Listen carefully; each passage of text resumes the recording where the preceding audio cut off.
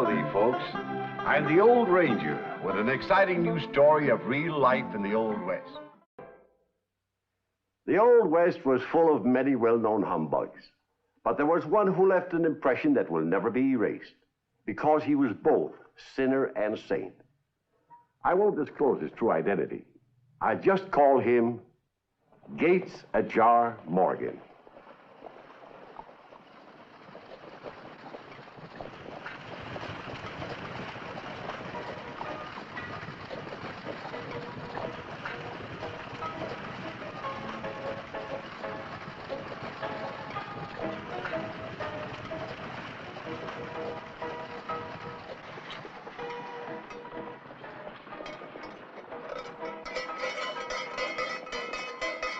All right, brothers, step right up. We're going to hold a revival meeting. I'm going to tell you all about the joys of the kingdom of glory. Come on in, brothers. Come on in. And let the gospel wash your souls whiter than snow.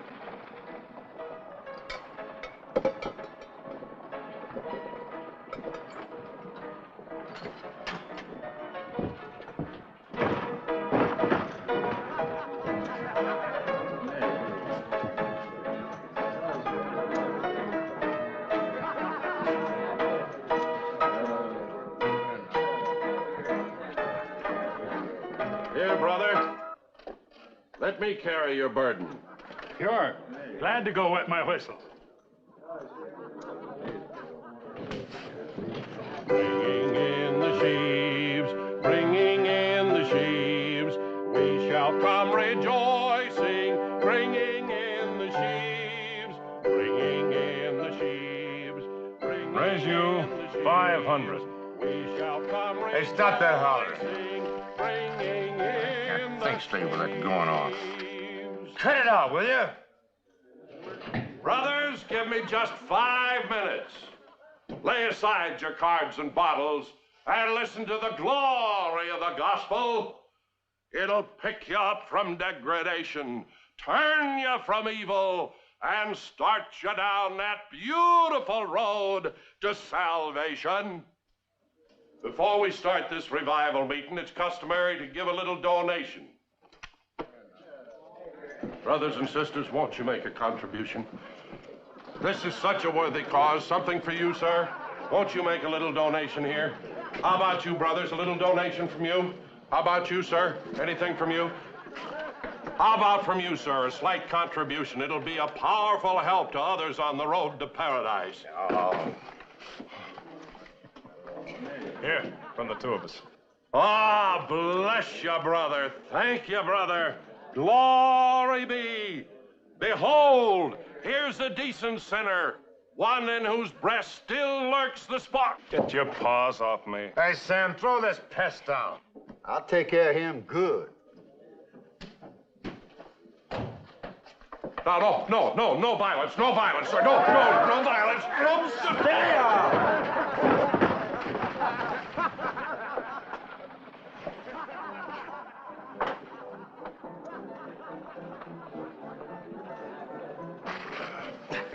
You all right, old-timer?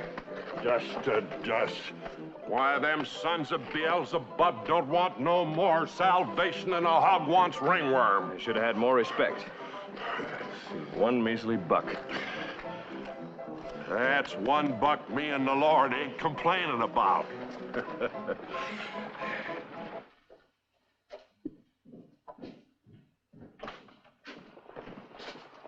Oh, now, Chuck Dawson, you've already eaten Now, me just a out- minute, Bessie. It's from a friend here. He's half-starved.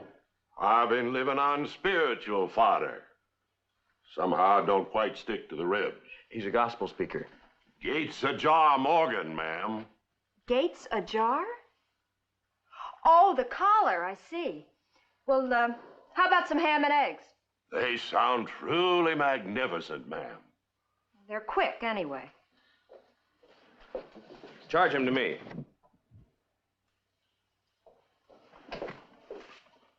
Bless you, brother. Chuck Dawson, manager of the express office.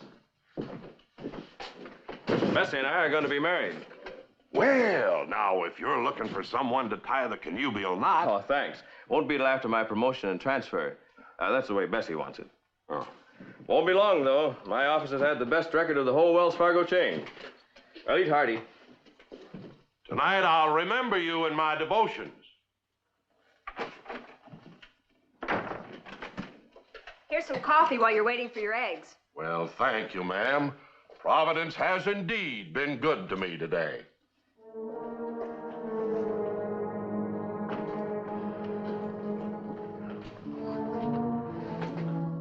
All right. Fork it over. Well, I'm afraid I don't know what Let's have it. Have what? My wallet. Your wallet? You took it when you grabbed me.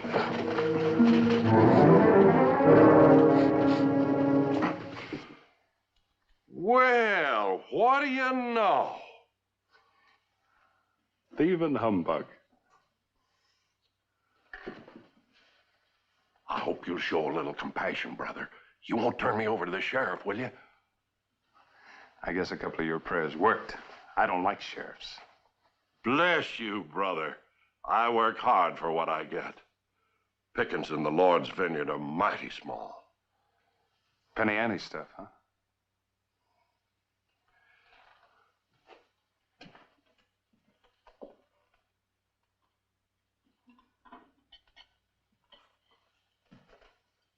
How would you like to make some big money? Brother, I don't know what idea you got in mind, but when you say big money, I take warmly to it. Look across the street.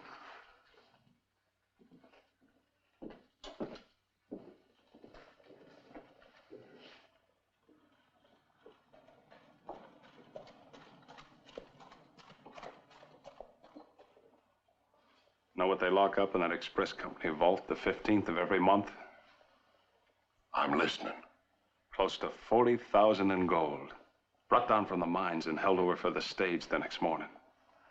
My brother, that's not the first express office I've seen that holds $40,000.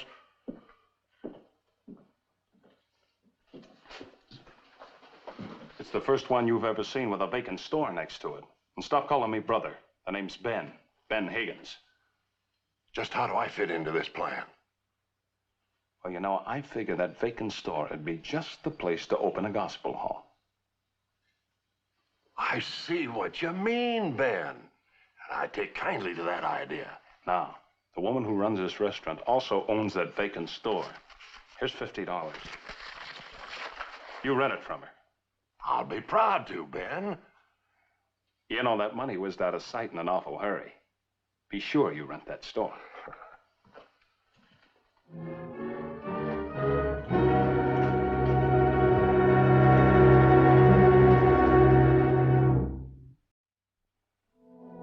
Here you are. Well, thank you, ma'am. I understand you own that vacant store across the street. Yeah, my father left it to me. You know, I aim to open a gospel hall in this town. Non-sectarian, of course, and well, I look with favor on that location. One thing frets me, though. What's that? The rent. The Lord giveth, but not always on time. Well, why don't you hold your meetings outdoors? The street's free. But hard on the knees. Well, all right. Then you'll rent it to me? No, I won't rent it to you. I'll let you have it for nothing. Bless you, sister. Hallelujah. You're making it easier for me to do the biggest job of my life.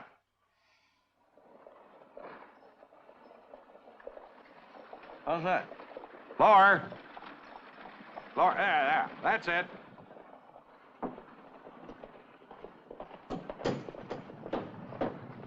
Here, Mr. Morgan, I think you'll need these things for your bed. Ah, Miss Bessie, you're fixing my living quarters up fit for a king. Oh, and I found some picnic benches in the storeroom of the restaurant. Chuck, would you get them? I'll show you where they are. Sure.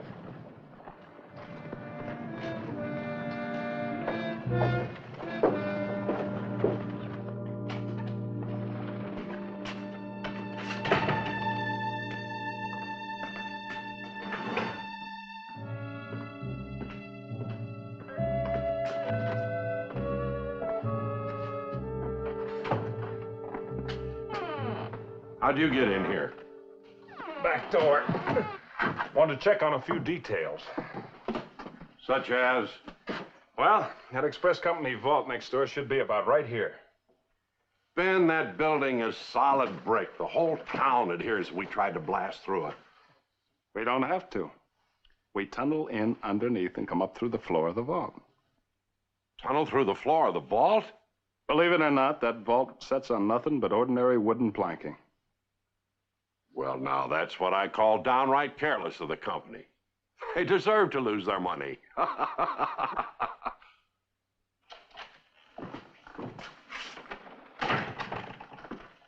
Morgan?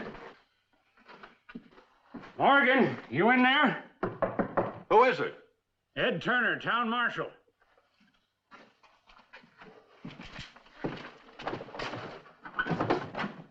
Well, Marshal, what can I do for you?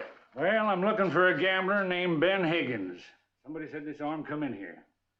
Well, there must be some mistake, Marshal. I'm here all alone, getting ready for the opening services tonight. Be mighty proud to have you come tonight, Marshal. Well, I might if don't interfere with my duties. Just what's this fella Wiggins done? Higgins. Oh. I want to advise him to pack up and move along before they run him out on a rail. Well, Brother Higgins doesn't seem to be very popular around here. Well, he's had just a mite too long a streak of winnings. There's been some talk. Why, Marshal, are you implying... He better get out if he knows what's good for him. Well, if I see him, Marshal, I'll convey your sentiments to him. All right.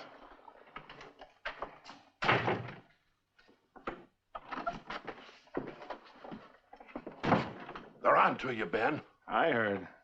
What are you going to do? Stay right here. What? You just start your gospel service tonight. I'll take care of the rest.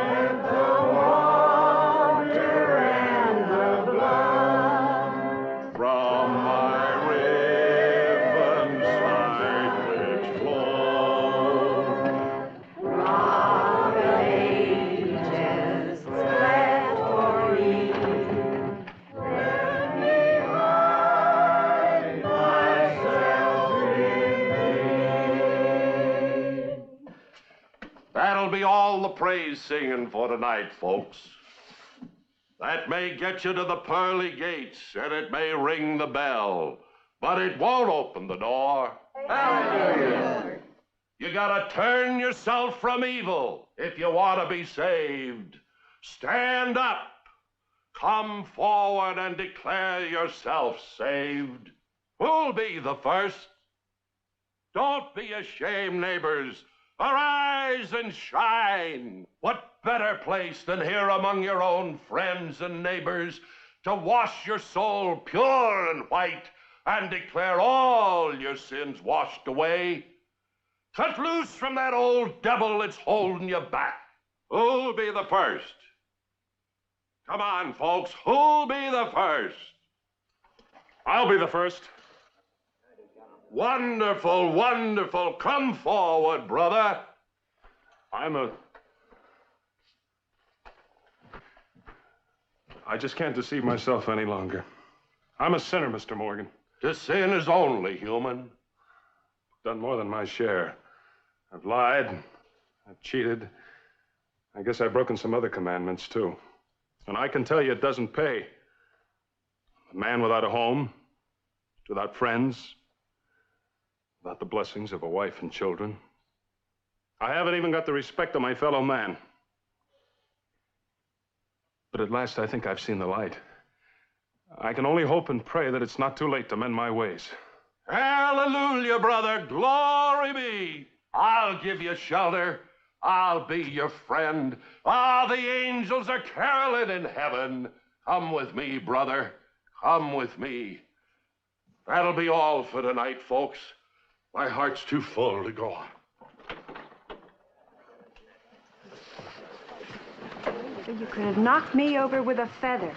Can you imagine that tin horn getting religion? I just hope it sticks. Must be something wrong with my ears. I didn't hear any angels sing.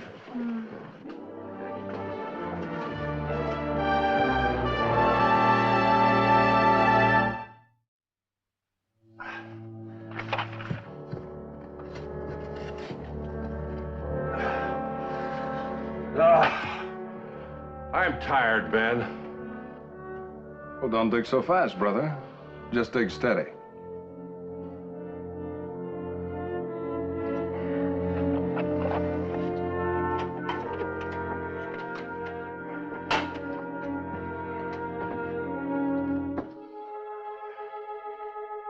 All right, give me the ladder. Make sure you don't get any dirt on the floorboards of the vault.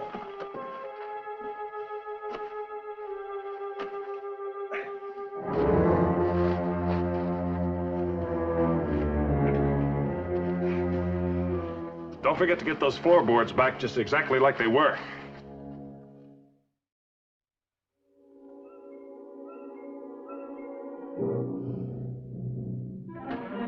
Mr. Morgan!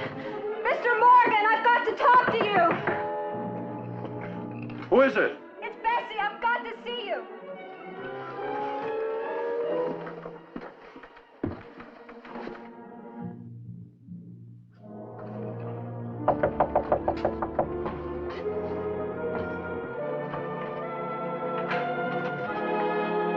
What is it, Miss Bessie? Someone's robbed the express office. No. Almost $40,000 worth of gold.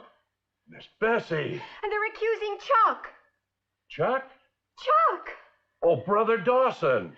All the windows and all the doors were locked, and well, everybody, including the marshal, says it had to be done from the inside. And, well, Chuck's the only one with a key to that vault. Why, Miss Bessie, Brother Dawson wouldn't steal that any more than, than I would. You've got to do something for me. Well, sure, Miss Bessie, you just name it. The miners who own that gold have gone crazy.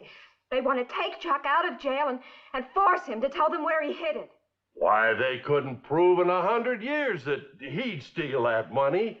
Tell them that. Why, sure, Miss Bessie, sure. And please, Mr. Morgan, please hurry.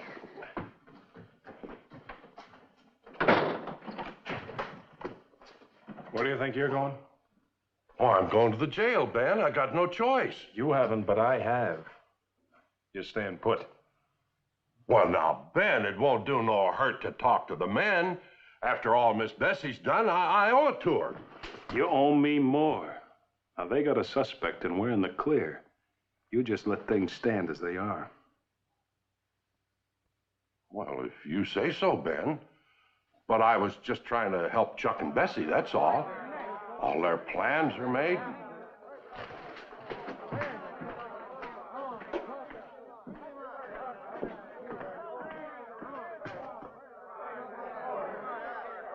We dug hard for that dust, and we aim to make Dawson tell what he done with it. We don't know he took it. Now you boys get on back to your mines and let the law handle this. You give us Dawson, and we're going in and get him. The miners are powerful mad at Brother Dawson, Ben. Tough luck for Brother Dawson. Just do what we tell you, and you'll be all right. You men listen to me. How could Chuck tell you where he hid the gold when he didn't even take it? What else do you expect her to say? She's his girl. Get her out. Never mind that, Marshal. I shouldn't do that to her, Ben. I don't fancy it. She butted in, didn't she? This is the last warning, Marshal. You're going to give us Dawson till we come in and get him. What do you say? Don't do it, Joe, so help me out fair. Come on, let's go. I hate to see him do that, Ben. Marshall's only trying to do his duty. Look, whose side are you on anyway? Ours. But I just can't stomach other people getting hurt. You tell us what you did with that gold and you won't get hurt. I tell you, I didn't take the gold. You're a liar. You stole it, and I'll give you 1 second to tell us what you did with it. I didn't take it. You think I'd be such a fool? All right, tie him up. I can't go through with it. Yes, you can. Look, Ben, I've done a lot of bad things in my day, but I can't stand by and see an innocent man get lynched. Then you're just gonna have to look the other way. Now, look, Ben, look. I'll tell you what we'll do. You go out the back way. Take my wagon and get out of here. I'm going to stay here and take my medicine. You're not crossing the up. Sit down. Would you like to preach a little sermon?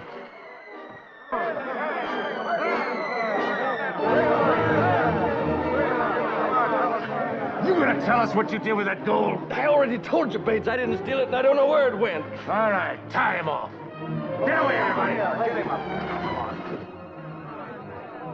He who swears falsely sins. But he who bears false witness by silence shall burn forever. Book of St. Gates Ajar. Matthew 15:8. Matthew, my foot. Matthew 15:8. How much? Half my share of the dust. Done. I'll show you. Now you just do that. Because my mom made me learn a chapter every Sunday. Sharpened me up for memorizing a stacked deck of cards.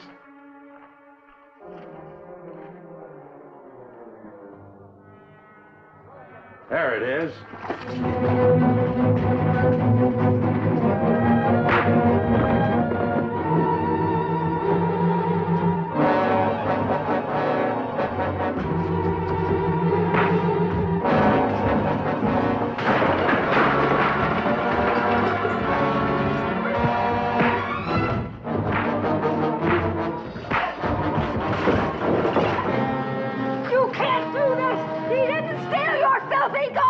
Give him a fair chance.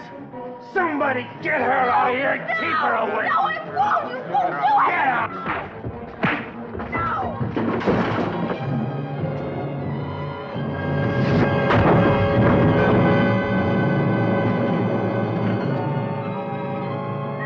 Get out.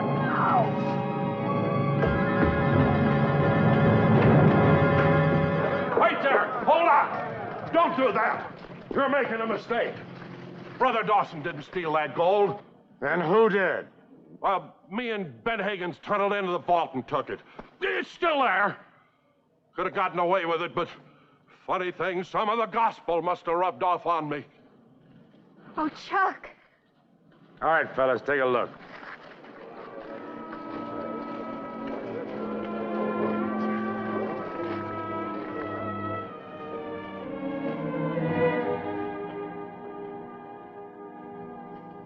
Better get started, Morgan, before we change our mind.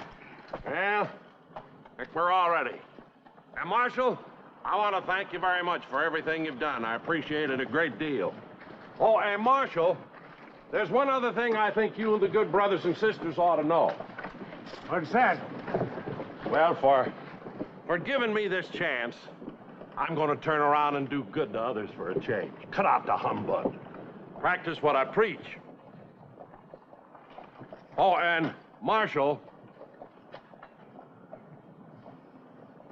I guess a man can't reform overnight, but I try anyway. Well, goodbye, all. Yeah, fair boy.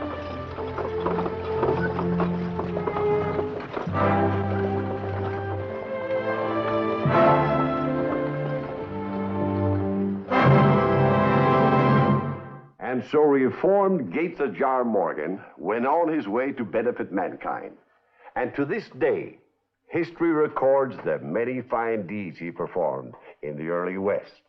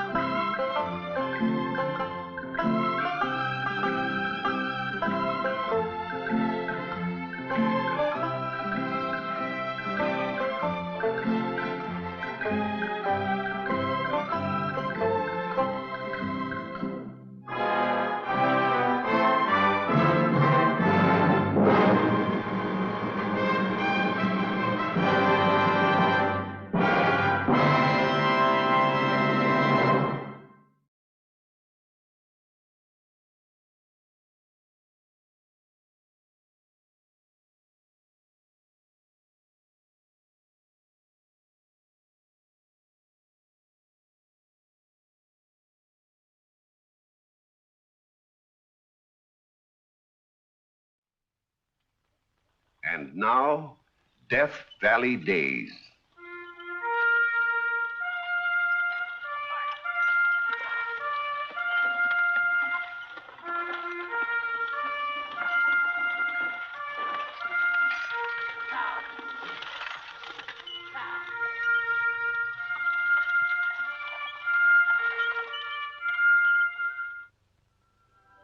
Howdy, folks.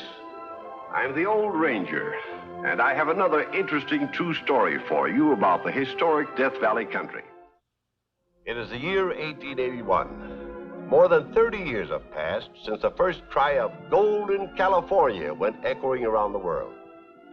But still the stagecoaches rolled, carrying treasure from the mines, no longer in the form of dust, but bars of solid bullion zealously guarded by Wells Fargo. For at every bend in the road lurk bandits who believe that gold is where you find it.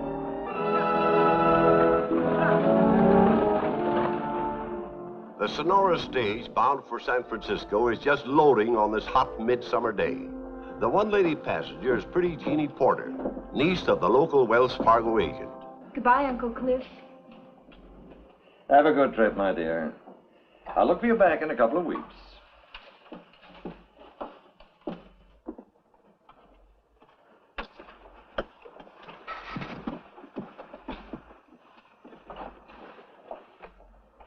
Oh, I'm sorry, sir. This gentleman was about to sit there. That's all right. I'm riding on top.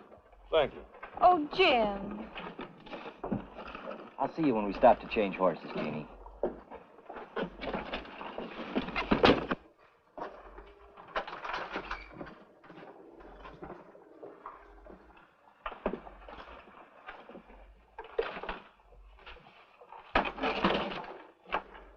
That it?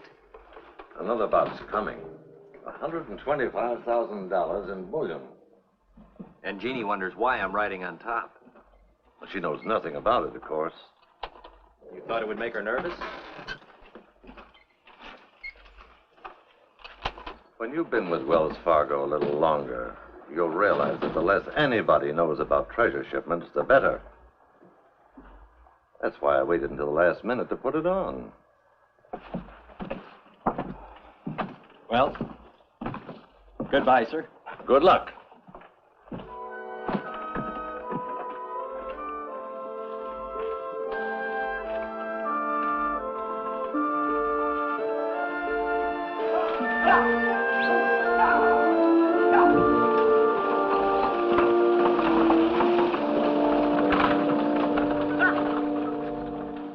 Westbound stage for Frisco, 10 bars bullion. Driver, Hank Green. Jim Burney, detective, riding shotgun.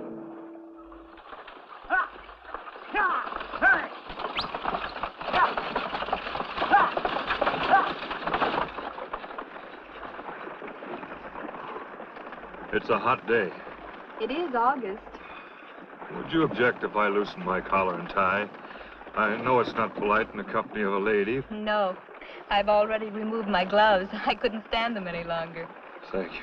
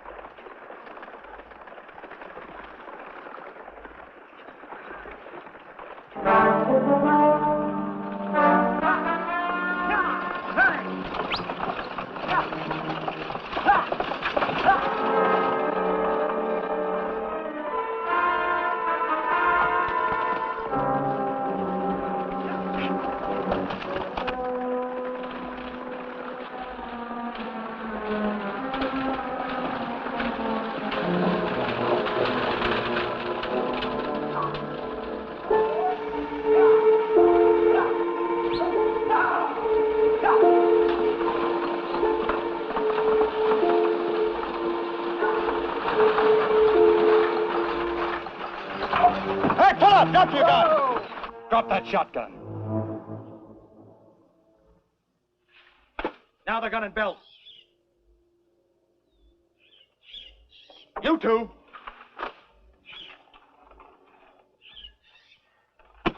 All right, now throw down those boxes.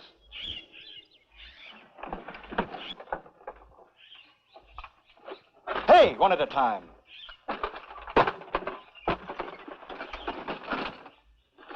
Hey, get back inside. Why, you dirty blackguard.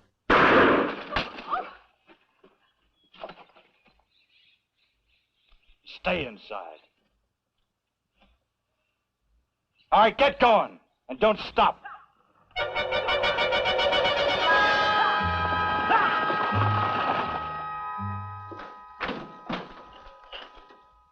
This just came in, sir.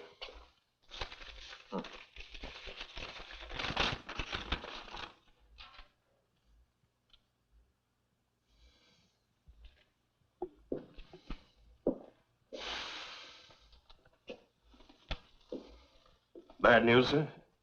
From Jim Birney. Stage was held up the other side at Chinese camp. Lost the whole shipment. 10 bars of bullion? Holy smoke. He's at Oakdale Station awaiting orders. Wire Birney to return here at once. Yes, sir.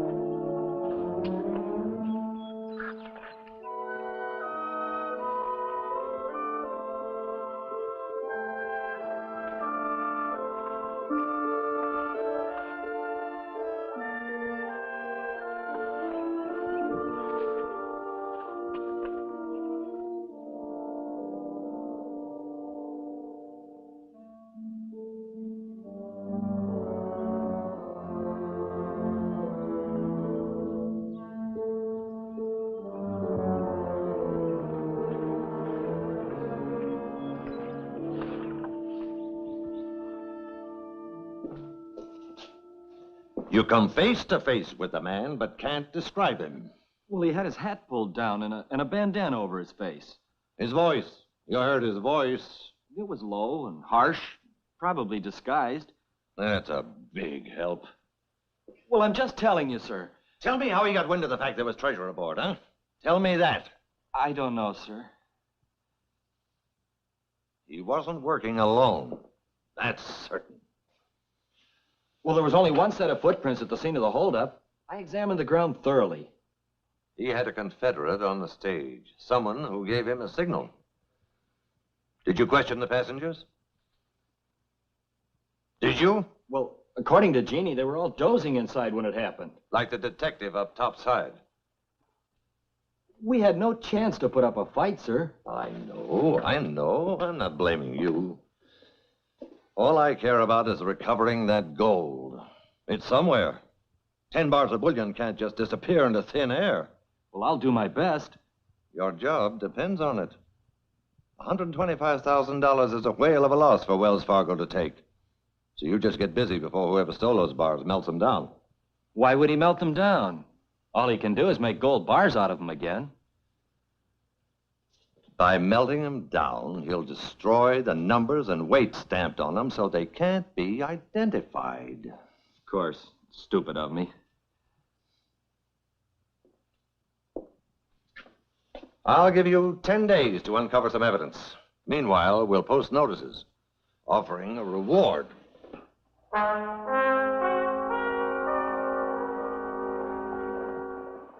I see they have a reward posted. A lot of money.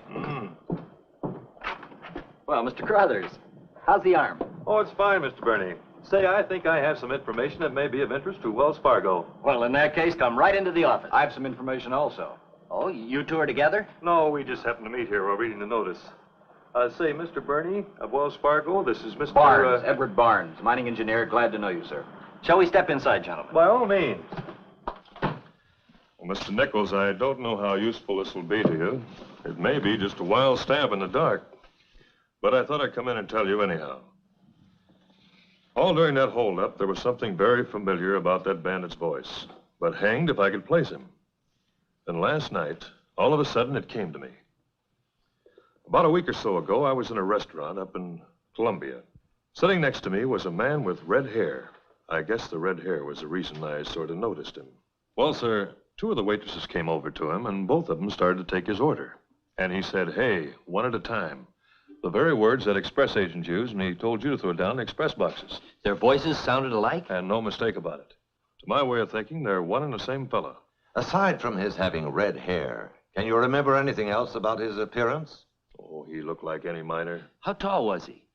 I told you he was sitting down. But he was a husky build. I'd say weighed, 190, 200 pounds. Well, that's about all there is to it. Not much to go on.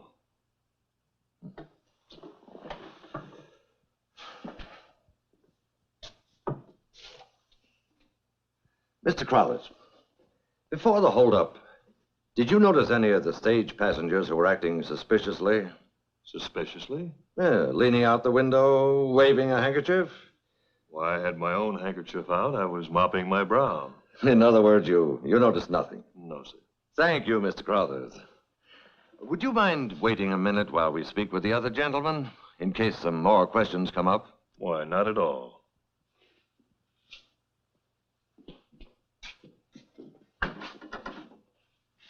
Will you come in, Mr. Barnes? Mr. Nichols, Mr. Barnes. I understand you have some information regarding the Sonora stage robbery. Oh, perhaps not. Anyway, I thought it worth passing on. Worth $5,000, you hope. Well, so do I. What is it? Well, in the afternoon of August 18th, that was the date of the holdup, I was riding along the road, going in the same direction the stage had taken, only some miles behind it. Shortly before I got to the bend of the road, a man came riding toward me at full gallop. His saddlebags were bulging, and he carried a gun. What did he look like? Well, he passed me too quickly to get much of a description, but there's one thing I did notice because his hat had fallen off.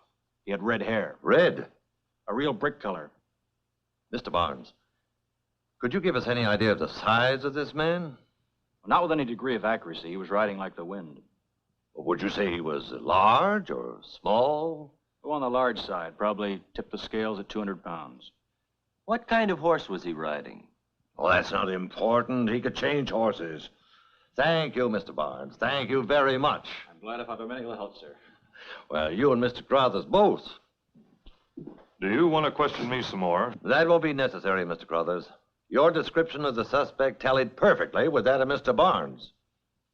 Would you leave your addresses, please? San Francisco, general delivery. I'm leaving shortly for Mexico to attend to some mining interests, but mail addressed to me at Chihuahua will reach me. Good.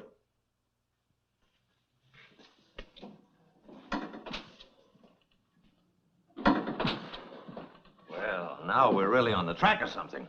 Speaking of tracks, sir. I've gotten more information out of those two men in 5 minutes than you've given me in the past 5 days. I'd still like to know what kind of horse that bandit could have been riding. It's the rider we're after, man, not the horse. But my point is... And you call yourself a detective?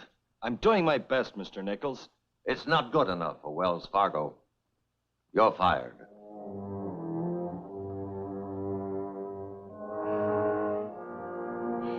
Oh, Jim, how dreadful to have fallen down on your very first assignment.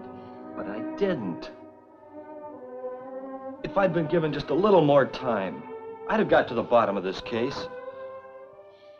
I feel so responsible.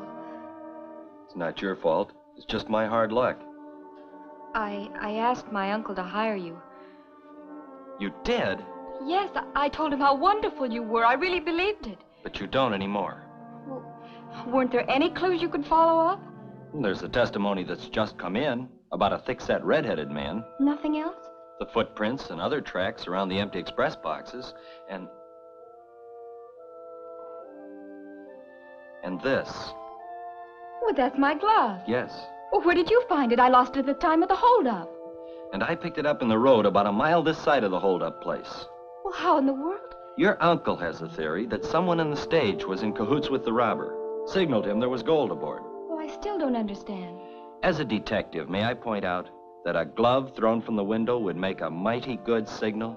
Jim, Bertie, are you implying that I threw that glove out on purpose to warn a bandit? I'm only trying to point Well, out... I've never been so insulted in all my life. Will you please let me finish? I've heard all I want to. Jeannie, listen. I'm just trying to tell you that any other detective on the job would put you through a grilling. Any other detective wouldn't be as stupid as you are. We'll see. Let me have that glove. Oh, Jim, where are you going? Away from here. Oh, Jim, I'm sorry. I didn't mean what I said. Oh, please come back. When this case has been solved. And not until then. Goodbye. Jim!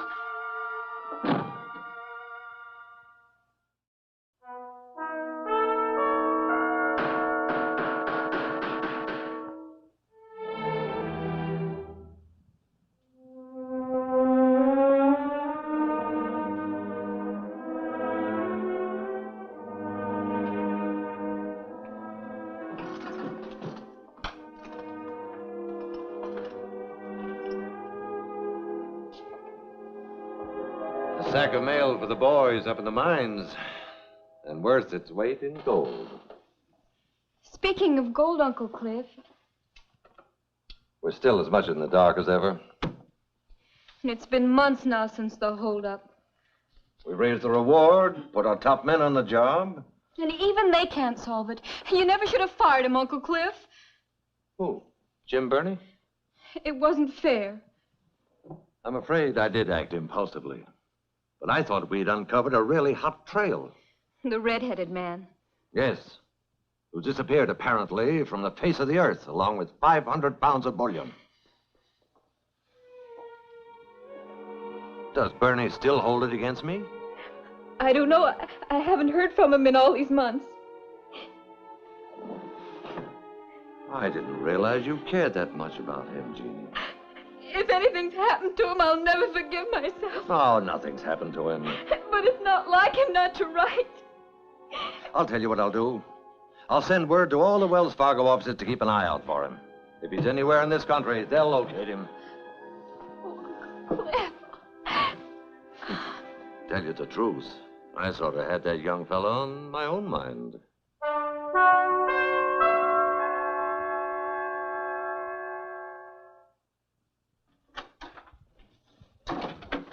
Jeannie, a wire just came in from our head office in San Francisco. Expect Jim Burney on afternoon stage, Friday. That's all it says. That's enough.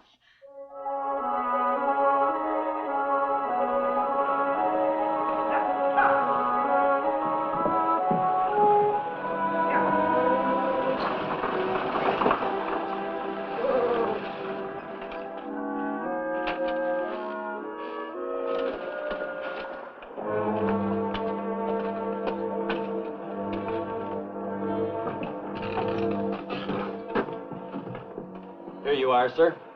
Here's your bandit and his confederate. And here's your gold.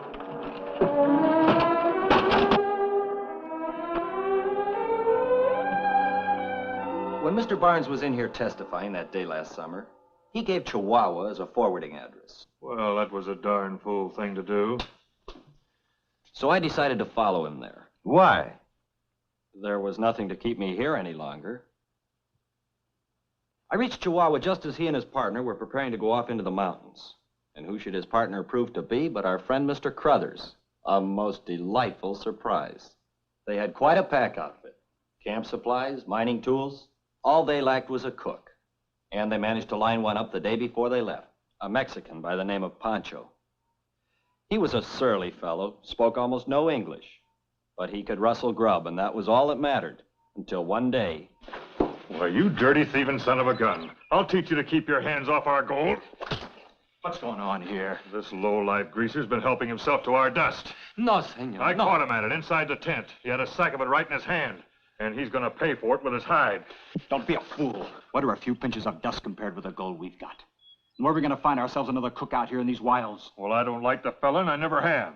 Won't be for much longer. A couple of more bars to grind up, and we'll be on our way back to Frisco. Ready to live like princes. You, Pancho, get a move on. Si, senor. Russell Scrub. So that's how they worked it. Took the bullion to Mexico and ground it up. You got the story from Pancho? I was Pancho. You? I suspected him from the beginning, and you wouldn't let me horsewhip him. Well, I'll be darned. Once back in Chihuahua, we parted company. We made our ways north separately, I by land and they by sea. I got to San Francisco ahead of them, so I waited at Wells Fargo. I knew it would only be a matter of time before they turned up with their newly mined gold. But I didn't think you'd be so stupid as to deposit the whole 6,000 ounces. Almost exactly the amount of the stolen bars. That was a coincidence, and we can prove it in court. I can also prove I have a bona fide gold mine in Mexico. You won't have a leg to stand on in court. Not in the face of Mr. Burney's evidence. He's got no evidence. Oh, sure, he followed us to Chihuahua, all right. Disguised himself like a little boy playing detective. But he never laid eyes on any bars of bullion because there weren't any there. What we ground up, we dug from the mine. That's perfectly true. I never did see any bars of bullion. They were mighty smart about it. Carried on the whole operation somewhere underground. And then he has the nerve to arrest us. We should be suing you for stealing, helping yourself to our dust. Only a few pinches. What are a few pinches? But I had to go through every ounce of gold dust before I found what I wanted. If you'll take a look at that through a magnifying glass, what do you see, sir? The insignia of the mill that shipped the bullion. Exactly. Not complete, but enough there to be unmistakable. I was able to piece the bits of gold together, unfortunately for Barnes and Crothers. They didn't grind it quite fine enough.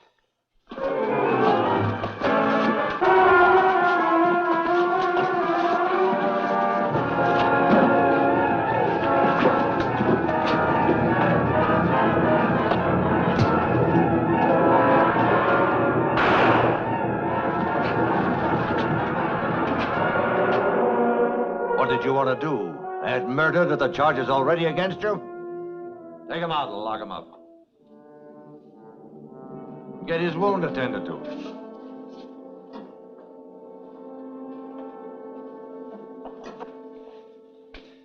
That's twice he's been winged in the same shoulder. It was a neat trick of Barnes shooting him during the holdup to throw off suspicion. You still haven't told us what made you suspicious. It was a simple matter of arithmetic. What do you mean? Do you remember Barnes telling us about the red-headed man on horseback, riding like the wind? Yes. Saddlebags bulging, presumably with bullion. 10 bars of it, each bar weighing 50 pounds. That's 500 pounds.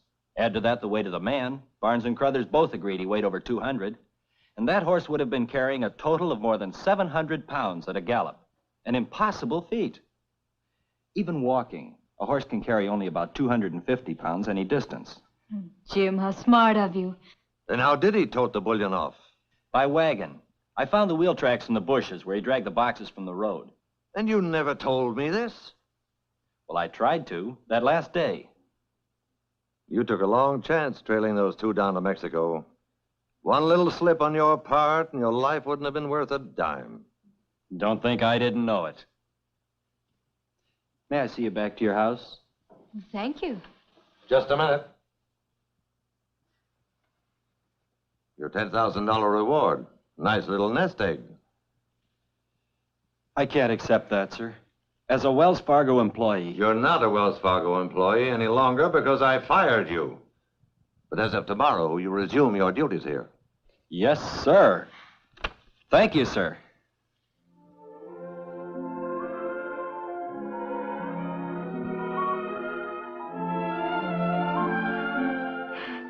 Suppose I hadn't taken my gloves off that day on the stage with Crothers. Then he'd have thrown out his own handkerchief as a signal. Your glove gave him a wonderful opportunity to use something that could never be traced to him. And you never told my uncle about it? No, I'm glad. but I kept it. Why? So I'd have something of yours to carry over my heart. Oh, Jim, darling.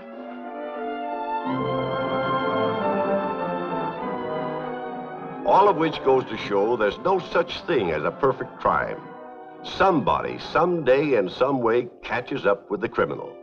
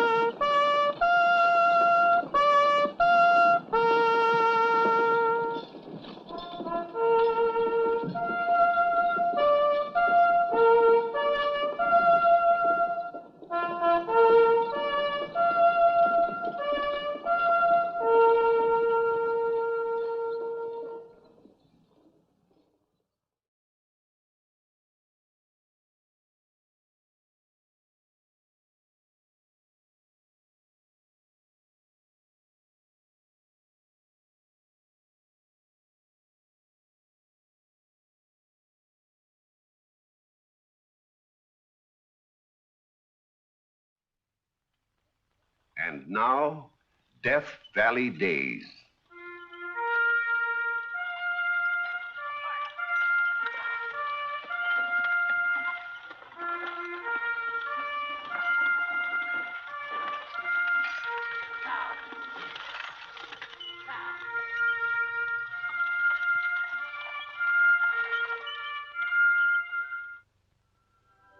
Howdy, folks. I'm the Old Ranger, and I have another interesting true story for you about the historic Death Valley country. A good many stories have been written about the fabulous days of California's gold rush. Some true, some fiction, some based on fact. But this story doesn't quite fit into any of these categories. I call it Gold Lake. It is early spring 1850, and it's been a long, dull winter, at least to Mel Hardin, editor of the Downeyville Clarion.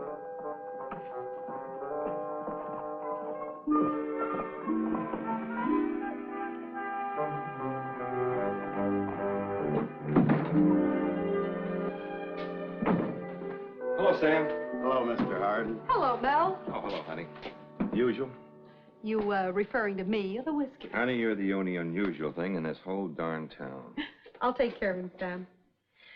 Sounds like you're having headline trouble. Let's say, how can I get a newspaper out with no news? Well, you could announce the date of our wedding. Honey, I'm in no mood for jokes. Who's joking? I need something to attract attention, something that can put in great big headlines. I get my left arm for a good headline.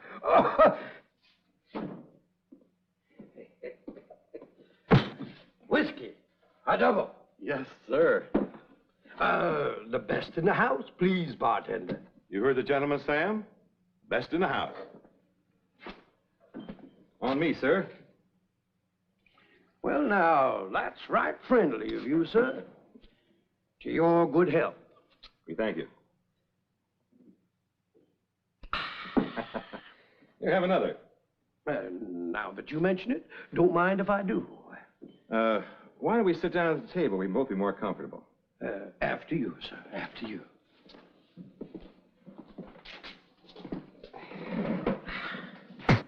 You, come a long way, Mr. Stoddard. Tom Stoddard, the name. Oh, I'm Mel Hardin, the editor here in town. Howdy. How are you? Howdy. Where did you get that stuff, Mr. Stoddard? Eh? I said, where did you get that stuff? Oh, that? Uh-huh. North Fork of the Feather. Whole lake full of it out there. A whole lake full? That's right. From shore to shore. Mr. Stoddard, I've never heard of anything like that in my whole life. A whole lake full of gold? Well, not exactly. A whole lake full of what's in that bag.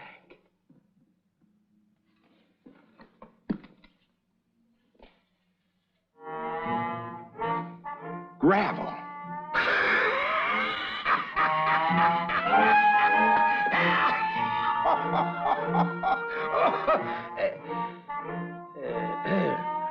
Well, I apologize, my friend. But, well, a man can work up a powerful thirst when he's been prospecting all winter without finding an ounce of dust. And, well, that little bag is always good for 1 or 2 drinks. No hard feelings, I hope. No, not at all. Here, drink all you want. Harry! Oh. Give Mr. Stoddard anything he wants and put it on my bill. Oh, no. Now, hold on there. Me buffaloing you out of a drink is one thing, but, well, I don't like to accept too much when I ain't got nothing to give in return. Mr. Stoddard, you'd be surprised what you've just given me. Oh?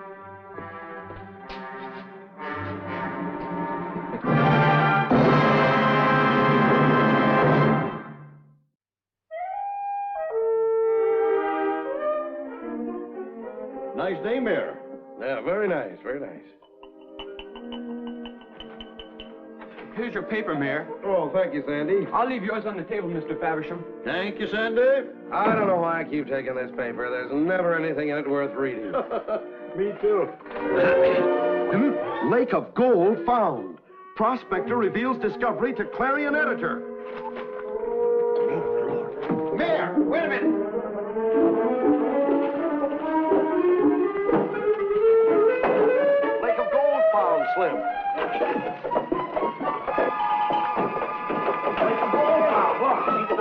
I think we'll find Stoddard over. Tell us over there. Let's go right over now.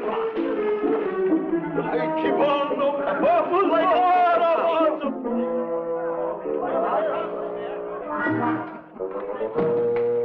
Well, we better get out another edition. This one's going to be a sellout for sure.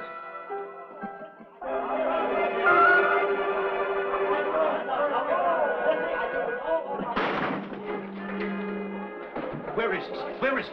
Where's who? Why, Gold Lake Stoddard, that's who. There he is. Oh, it must be Mr. Stoddard. You, Mr. Stoddard? Yes, my name is Stoddard. Well, I'm Ed Faversham, the barber. I'm Mayor Cutts. Slim Perry, owner of the Donneville Hotel. Beniamino Biancalan, I make it the boot. Lionel Lawson, I own the Emporium. Shave and a haircut first thing. Make you feel like a new man, Mr. Stoddard. Then some new duds, a complete new outfit. The new Ballaboo. And a room in my hotel, the finest one I've got, with a clean sheet. Just a minute, gentlemen. I don't understand all this. Why, we're offering you the hand of friendship, Mr. Stoddard. You are? Donneville is proud to have you. Come on. You yes, we're going to take good care of you.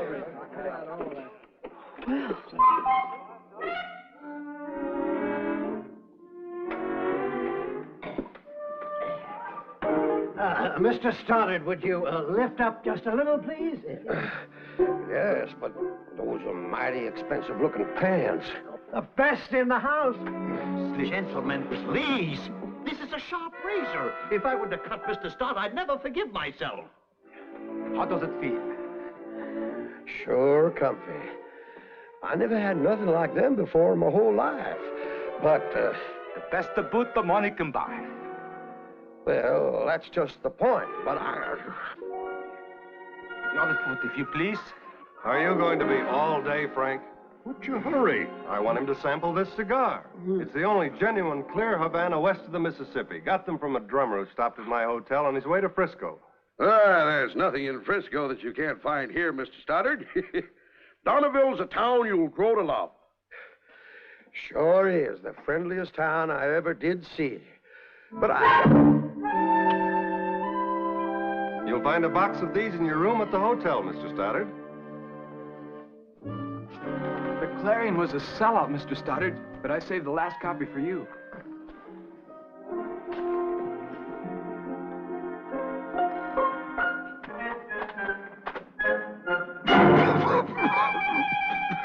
But it's a clear Havana, Mr. Stoddard, direct from Cuba. yes, I guess I'm just not used to them.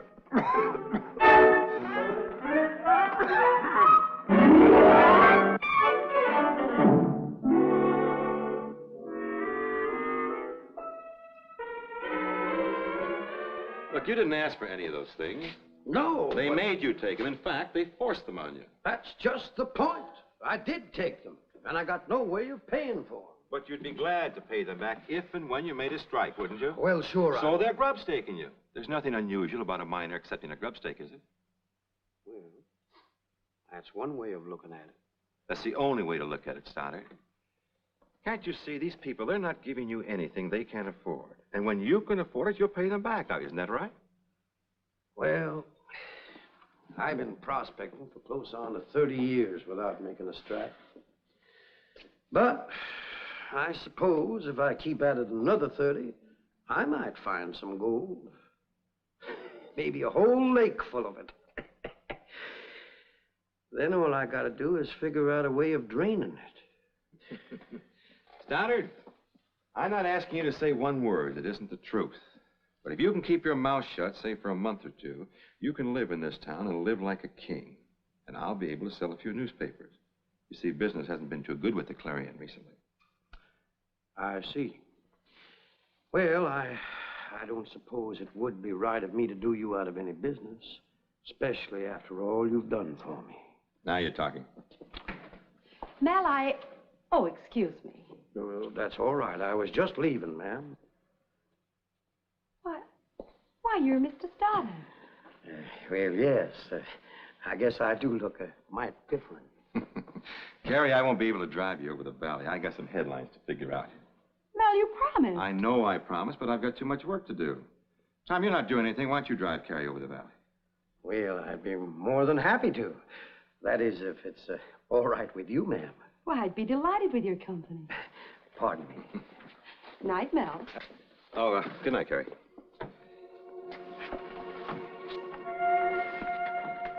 Good night, Mel. Good night, Stoddard. Headlines.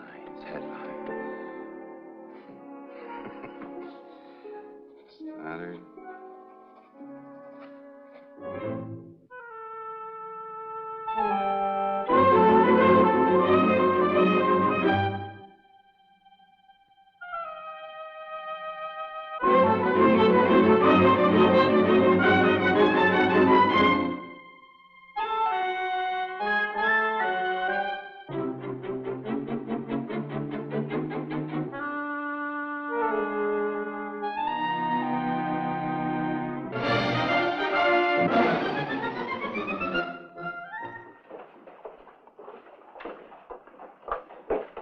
Here's your morning paper, Mr. Stoddard. Where? What am I doing today, sir? Oh, planning a big smelter right here in Donneville. Going to employ 100 men. Well. Read it first in the Clarion. Thank you, Sam.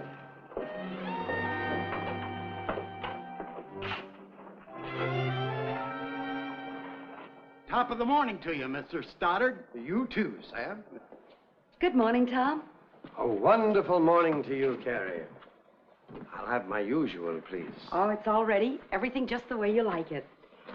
4 eggs boiled exactly 3 3/4 minutes. 8 slices of bacon, crisp, and toast slightly burned at the edges. And coffee, lots of it. Carrie, you're sure spoiling me. You know, if you're not careful, you're going to find it hard to get rid of me. Maybe I don't want to, Tom. Carrie, I want to tell you that. Good morning. Oh, good morning, Mel. How are you today, Mel? I'm hungry. Carrie, I'll have the same thing he has. Coming up.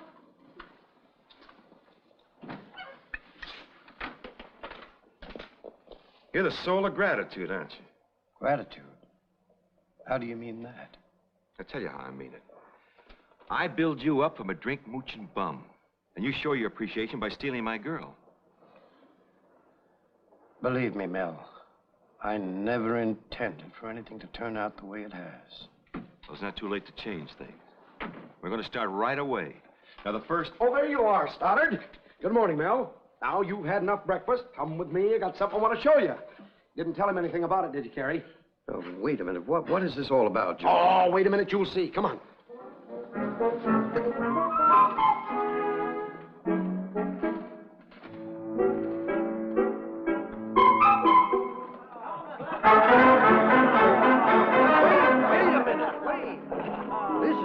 Very confusing.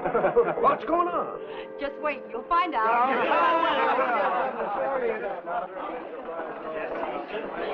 There you are. Well, what is this? Look. Looks real important, doesn't it? Well, yes. Yes, it does. You're putting Donneville on the map, Mr. Stoddard, and this is our way of showing our appreciation. Wait till you see the inside. Carrie helped us pick the furnishings. Come on in, look it over. Yeah, let's go.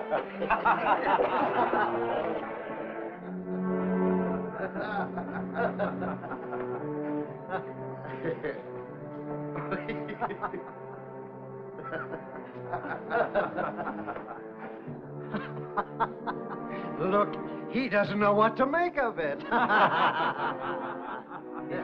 Mining Company now open for business. Business? What business? What do I do here? Well, you see, it's like this, Mr. Stoddard. The snow will be melting on the mountains pretty soon, and you'll want to be starting operations. Well, dredging a big lake, that takes plenty of money. Yes, I guess it does. But we're ready to back you to the hilt. Anderson over at the bank had these stock certificates issued, and we're ready to buy in. All that remains to be done is for you to figure out how much capitalization you'll need, then we'll know what each share's worth. No. No, I can't do it. Look, we know there are plenty of bankers in San Francisco and in the East who want to get in on the deal, but we figured you'd rather do business with your friends. Oh, you don't have to give us your answer now, Mr. Stoddard. The mayor's throwing a big banquet in your honor tomorrow night, and you can tell us then. Regardless of your decision, I hope you'll accept my invitation. Yes, so, all right. I'll be there, I guess. Well, gentlemen, I think we better all leave. Mr. Stoddard has plenty of work to do. I hope you'll give our proposition your serious consideration. Serious consideration. Yes. Yes, of course.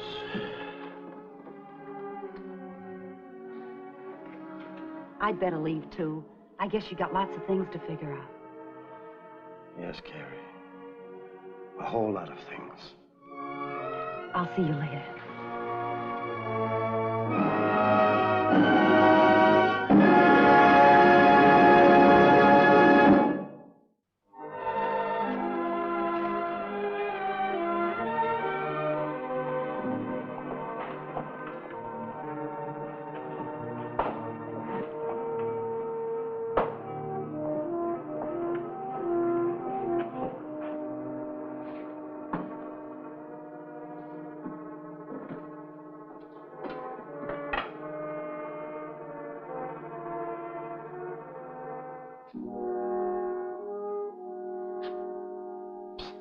Carrie, Oh.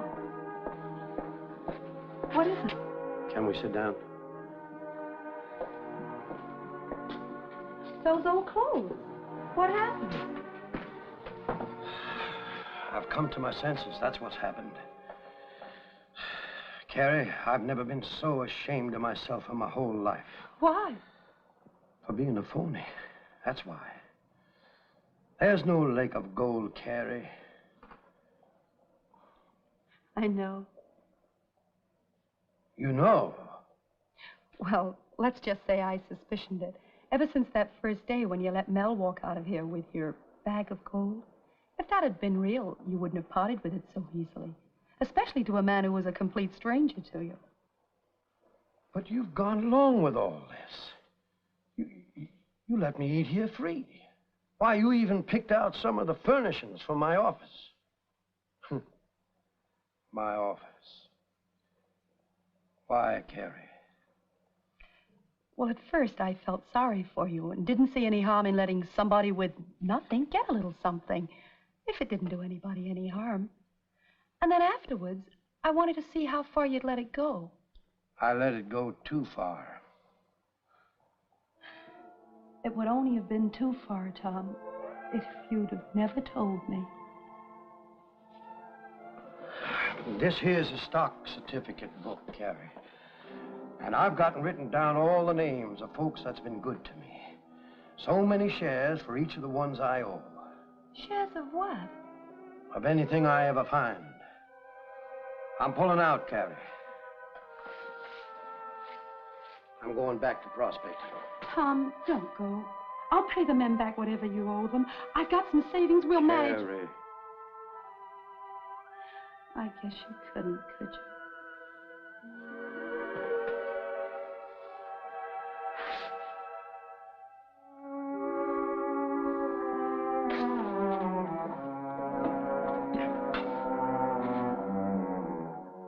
So long, Carrie. So long, Tom.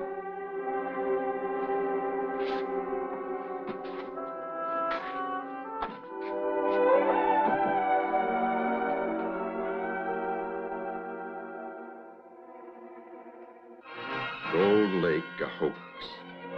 Clarion editor victimized by confidence man Stoddard. Oh, that ought to sell a few papers.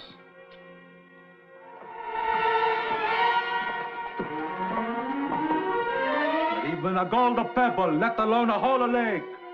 And I've been shaving him free ever since he came to Donnyville. Let's run him out of town. Right. It now appears, however, that no such lake exists, except in the mind of Stoddard, who is now exposed as one of the cleverest promoters who ever built an unsuspecting town. He's made Donnyville the laughingstock of the whole Motherlode country. Lynching's too good for him. Have you seen him? Where is he? That's what we want to know. He's not in his room, but all his new clothes are there. And he ain't been at Carrie's place since breakfast. He make the monkey out of us, that's what he do. Hey, boys, Sandy said he thinks he saw Stoddard leaving town. What do you mean? Think you saw? Well, he had his old clothes on at the time, and I wasn't sure. But it must have been him. How long ago? For just a few minutes, he was walking north. Let's go get to him. Yeah, let's teach him a lesson. Yeah, we'll show him they can't make fools out of people. A man like that's a menace to honest, well-meaning people. Come on, let's get him. Right.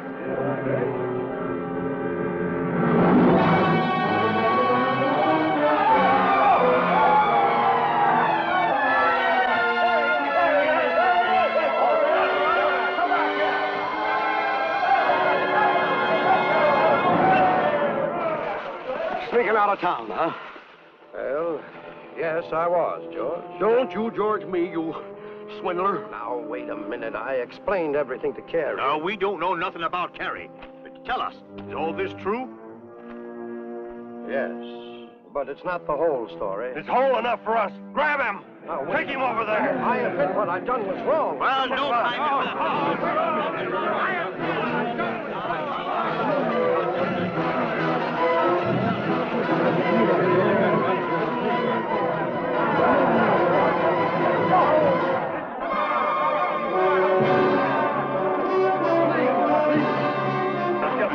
Please, you've got to understand. I never wanted to cheat anyone. Is that why you let us feed and clothe you this whole time? And house you two, the best in my hotel. Laughing at us all the while. We're giving you something to laugh for. Please, you've got to let me explain how this all happened. Never mind the explanations. Here, start digging. Digging? Nobody can say we didn't try to give you a decent burial. Or I'll be doggone if we'll dig your grave. Now get that pack off and start digging.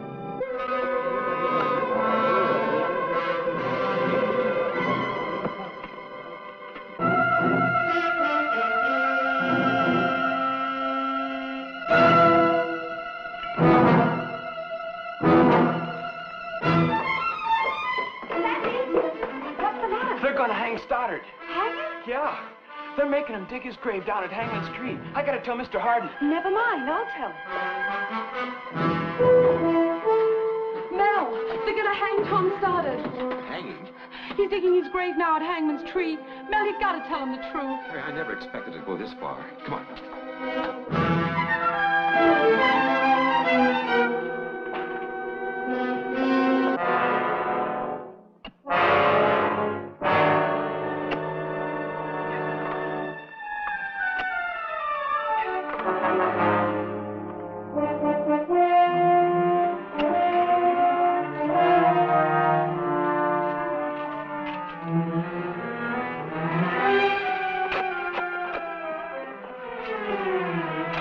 Deep enough.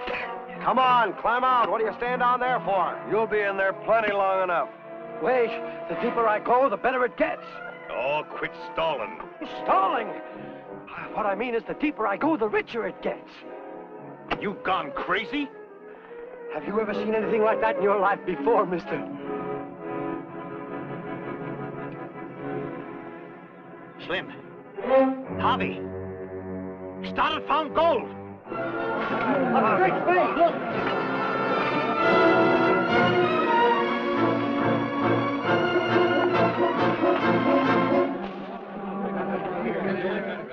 They're already burying him. Harry, I'm sorry.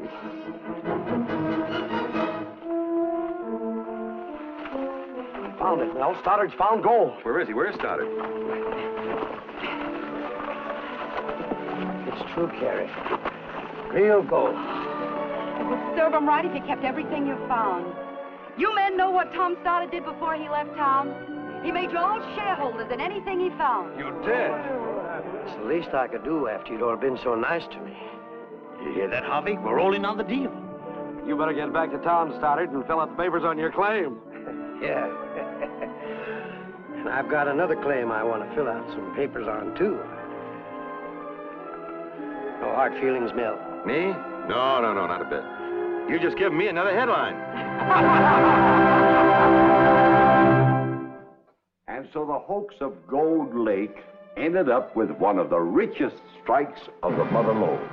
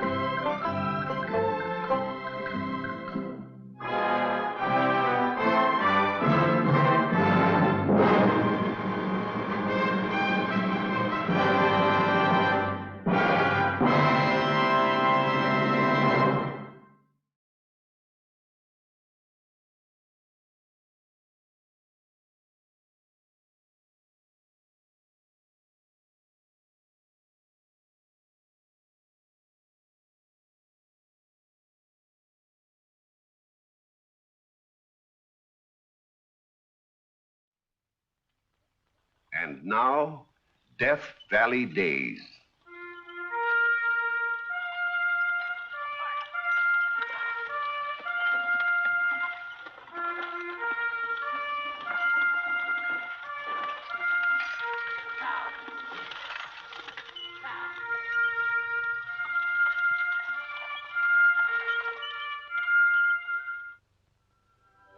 Howdy, folks. I'm the Old Ranger, and I have another interesting true story for you about the historic Death Valley country. How many of you folks have heard of Edward Fitzgerald Beale? Not many, I'll warrant. Yet he ranks among those great pioneers who helped to open up the West and forge an empire. Grandson of Commodore Thomas Truxton, who captained the Constellation, oldest ship in our Navy, Ned Beale graduated from the United States Naval Academy in the class of 1842. Served with distinction during the Mexican War under Commodore Stockton in California. And now in March of 1848 is on shore duty at Monterey, where the curtain goes up on our story of Gold Rush in reverse. The news of the discovery of gold has just leaked out. And Lieutenant Beale, like everybody else in this coastal town, is agog with excitement as he meets Reverend Colton, the alcalde, and Lieutenant Loescher of the Army. Well, Lieutenant, Reverend Colton. Well, what do you think of the news? Well, I'm thinking I might as well close my church. By Sunday, the whole congregation will be on its way to the diggings. The Army's deserting right and left, I understand. And I hear all naval vessels are ordered offshore, incommunicado, to keep the crews from jumping ship. Wait till the news reaches the east. We'll have a rush such as the world has never seen. The Army will carry dispatches and exhibits to Washington at the earliest opportunity. The Army? Why not the Navy? Because the Army always gets there first. I hope to have the honor of being the official messenger. What a coincidence. So do I. You mean the Navy has already secured samples of the gold? Oh, hasn't the Army? Oh, gentlemen, you're both good poker players. But I happen to know that nobody has possession of gold in any quantity yet. Why, it's just beginning to trickle down here to the coast. You see? There's some on exhibit down at the Customs House. Customs House? But it's not for sale. My pay's all spent anyway. But if I had any money left, Lieutenant, I'd make you a little bet that the Navy will carry the first gold to Washington from California. I'd like to take him up on that. What's his name? Ned Beale. B-E-A-L? B-E-A-L-E. Distinguished himself during the war by getting through the enemy lines and bringing aid to General Kearney. Oh, yes, I seem to remember. And in consequence was selected by Commodore Stockton to carry dispatches from California to the Navy Department last year. So he really knows his stuff. He ought to. He was accompanied by Kit Carson. Thanks for tipping me off, Reverend. The sooner the Army gets hold of some gold, the better. I'll recommend to the Colonel that a requisition be put through at once.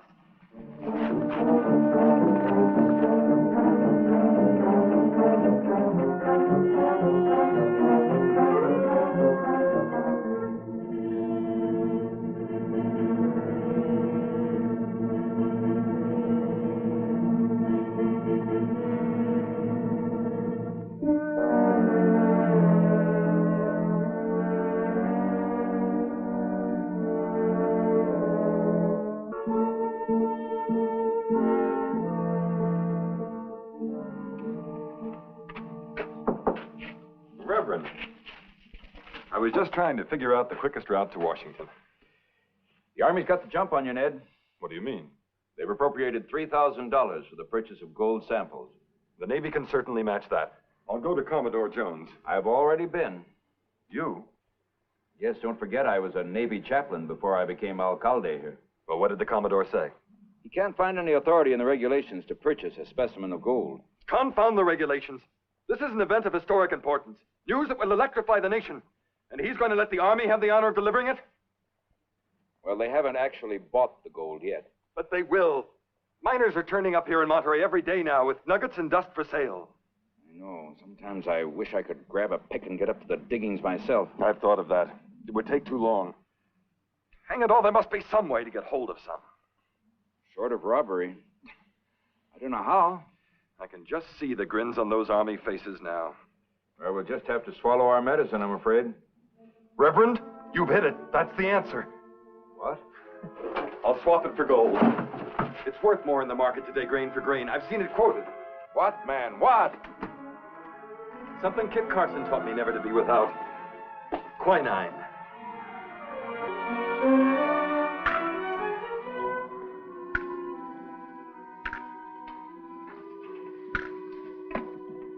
One more ounce and you'll have your medicine.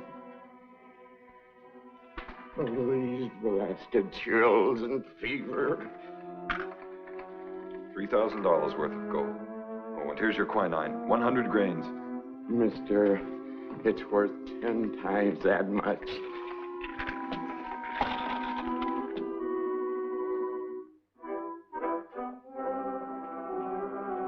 Oh, Reverend Colton.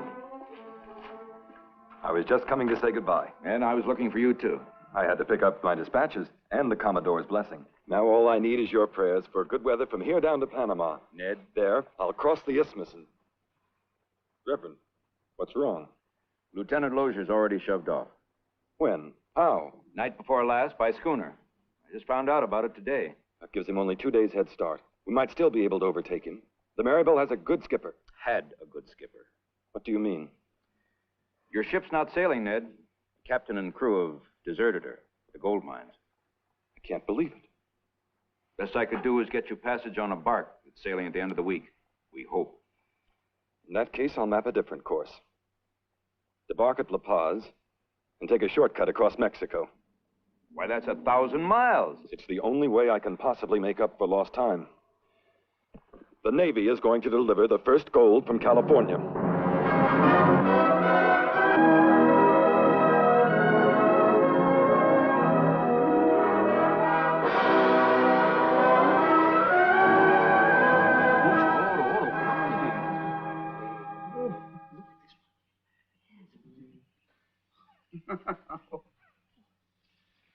This gold is from Alta California? Yes. And don't let any of it stick to your fingers. I'm taking it to Washington PDQ. PDQ? That means I'm in a whale of a hurry. I want to charter a boat to take me down the coast to San Blas. Well, someone here in Mazatlan must have a boat. I've Pepe Sanchez on a goleta pequeña. Good. A goleta pequeña, she is... A small schooner, I know. Ah, the senor speaks very good Spanish. And I also know what boats are worth, so let's not waste time bickering. Oh, I'm a very reasonable man to do business with. I will take very good care of you.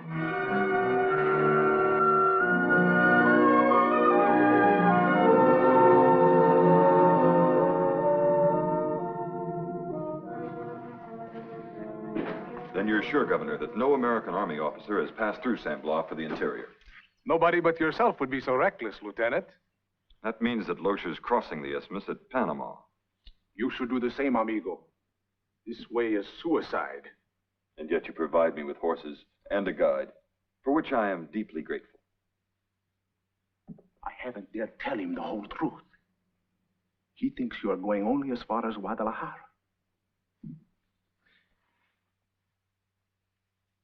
Don't you think I can pass for a Mexican? The bandits who infest the roads will murder any traveler, regardless, for his goal. I'm well armed. With the rainy season just starting, the roads will be impassable. I appreciate all your warnings, Governor, but my mind's made up. I'll make Veracruz. Veracruz? Veracruz? Veracruz, Chile on the Gulf of Mexico. 1,000 miles away. That's right. Over here. El Patron is a Guadalajara. Well, that's on the way. If you'll stand aside, I'll mark the route for you.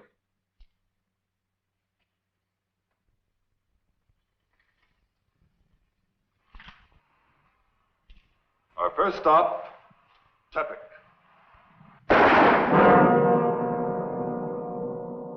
Next stop, Guadalajara.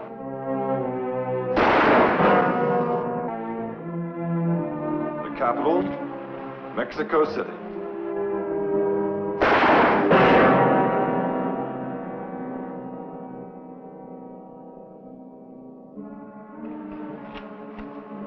And finally, Veracruz.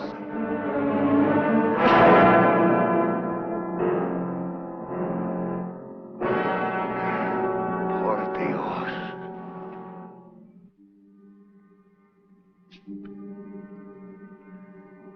Well, Tobias, are you ready? Si, senor. I am ready.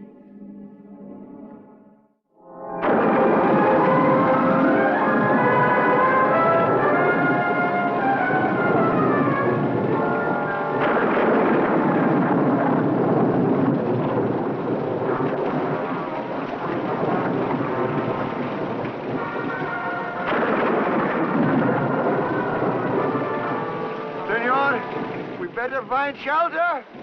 Nothing's gonna stop us. Keep going.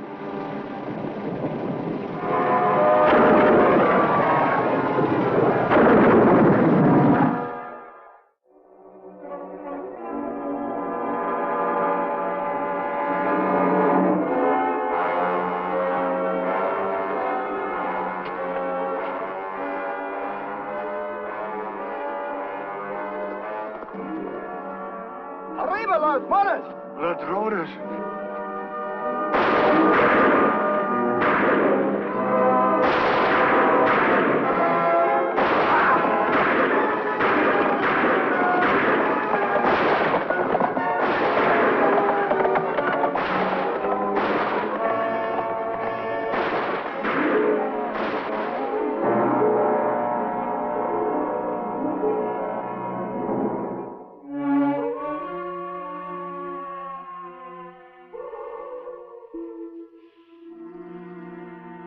The senor write love letters, see?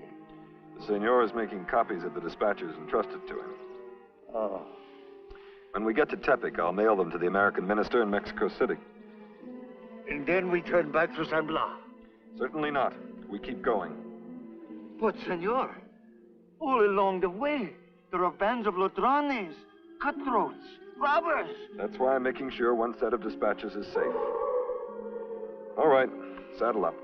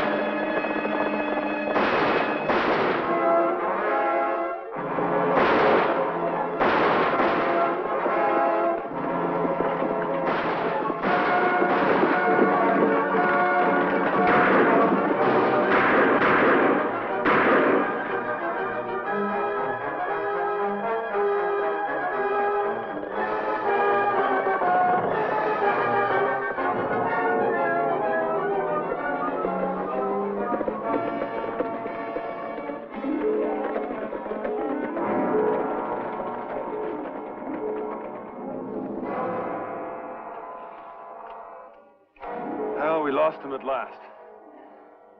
What a chase. Yeah. What a chase. See ya.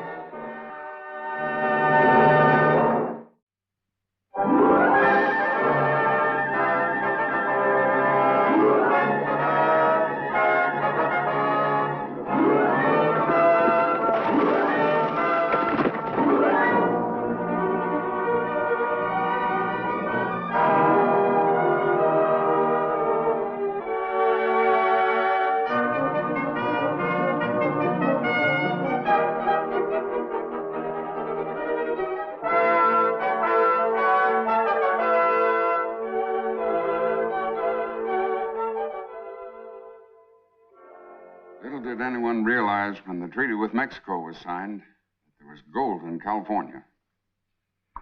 I wish I could be in Washington when this reaches them. Well, come along, sir. Thanks. I'll content myself with sending dispatches by you. I shall be happy to carry them, sir. Give us a few days to draw them up. A few days? Mr. Clifford, every moment I stand here, Lieutenant Loescher of the United States Army Engineers is hightailing it, is hastening toward Washington to beat the Navy delivering the first gold. You could do with some rest anyhow, my boy. A few hours at most, sir. After 8 days hard riding? You'll pardon my saying so. You could do with a bath and a shave. I've had a good many close ones in the past week, sir. And I fear you have some more ahead of you. The road between Mexico City and Veracruz is more dangerous than usual since Paredo's army was disbanded. Don't let my guide hear that. He's had about all he can take, poor fellow. You'll be our guest here at the legation, Lieutenant. Thank you, sir. And Mr. Beale, as a member of the diplomatic family, I must be strictly impartial. But may I say confidentially, I hope the Navy gets there first.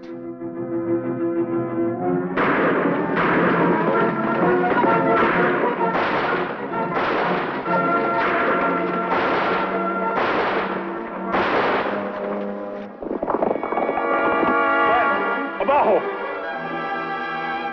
Por Dios.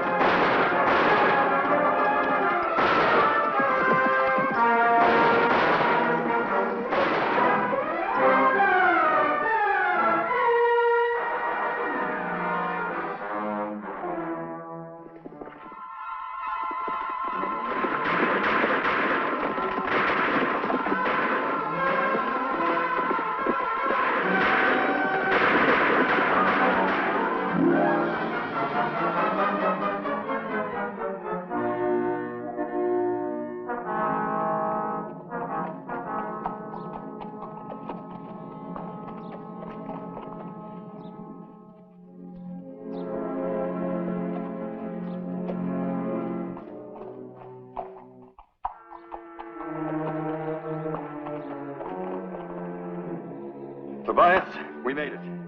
This is Veracruz.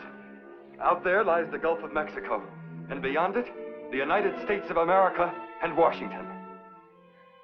Tonight, you'll sleep in a bed with a roof over your head. You'll drink tequila with your dinner. Ladrón! Tobias, are you crazy? We're in Veracruz. We're safe.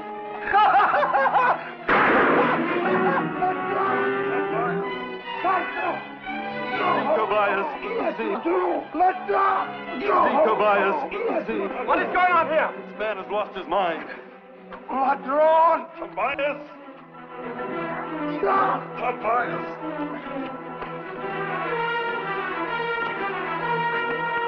Ladrones! Ladrones! Ladrones! Tobias! These men are friends. There's nothing to be afraid of.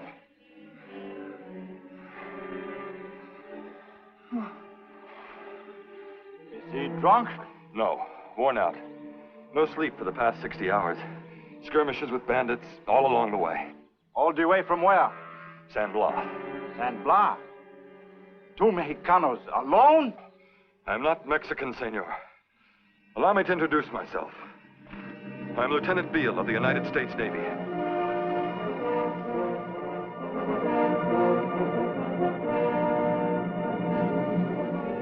about the guide? You'll take care of the poor fellow. I have made arrangements to have him sent back home under guard. You'll be all right, Lieutenant. I hope so. I feel personally responsible. You are off now on the next leg of your journey. Sailing with the tide aboard the sloop of war, Germantown. And where will that land you? Mobile, Alabama. Vaya con Dios, Lieutenant. Thank you.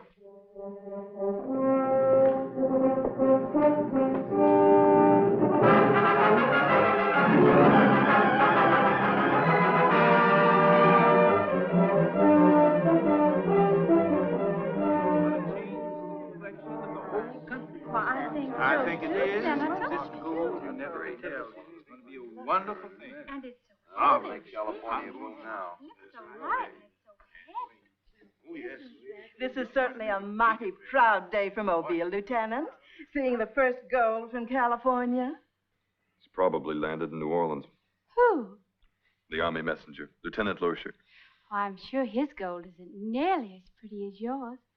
Did Mama tell you we're giving a banquet in your honor at Cypress Grove? That's our plantation. Why? I've invited all the first family. I'm sorry, ma'am, but I'll be leaving in the morning. Tomorrow? Oh, no. If there's a seat on the stage. There is, sir. I have arranged it. Permit me to introduce myself. Henry Foote, the senator from Mississippi. I've taken it upon myself the honor of escorting you to Washington personally. Thank you, Senator.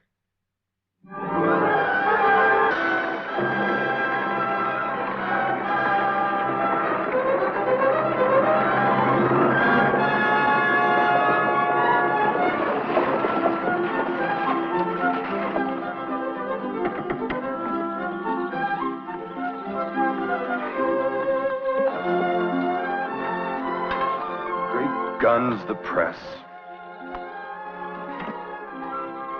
Let's see it, Lieutenant. Seeing is believing. Show us the gold. How did you find out about this?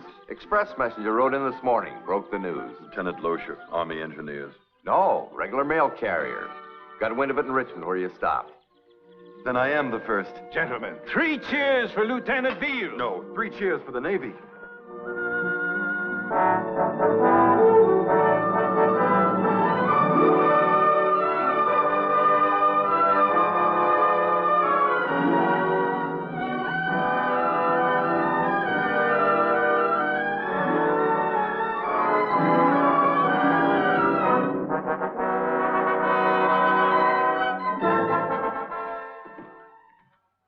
My honorable colleagues, members of the United States Senate, it is my privilege and honor to present to you the young man who, at the risk of his life, has brought to the nation's capital the first gold from our far-flung Western Empire, Lieutenant Edward Fitzgerald Beale.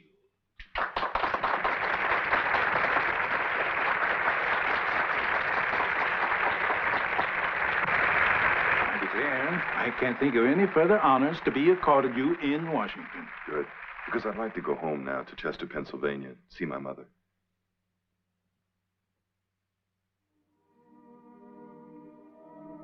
How proud your father would have been, Ned, and your grandfather, Commodore Truxton. Say nothing of the neighbors. The man of the hour. Now you're making fun of me, Mary. Oh, no. That's what they're all calling you. Do you know that he even received a telegram over the new wire to New York? And all these letters which he hasn't opened yet. This one from Philadelphia is marked urgent.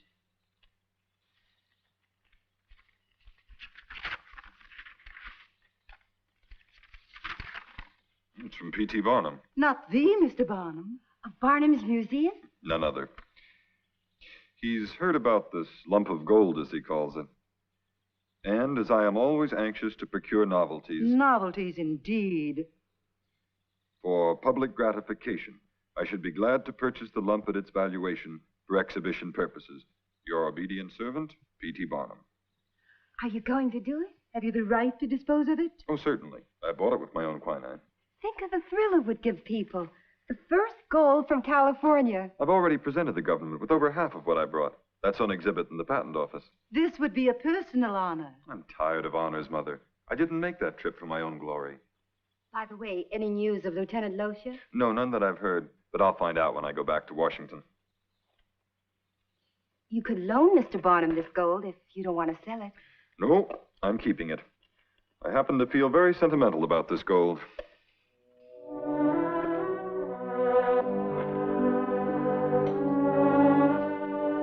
I got my orders in Washington, Mary. I'm to report back to California. Well, you'll have plenty of company. The gold rush is really underway. What are you going to do with the rest of your gold? I had it made into a ring in Washington.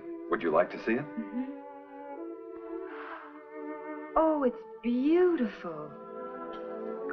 Think of having a ring made from California's first gold. Your mother will love it. Oh, it's not for my mother. It's for my future wife. Oh? I told you I felt sentimental about this gold. I want my girl to have it. Will you? Will I what? Will you be my wife and go west with me? Oh, Ned, I wanted you to say it. Then you will? Yes. Oh, Mary. My ring. The ring? Oh, yes, the ring. There's only one ring in the world like it, made of the first California gold.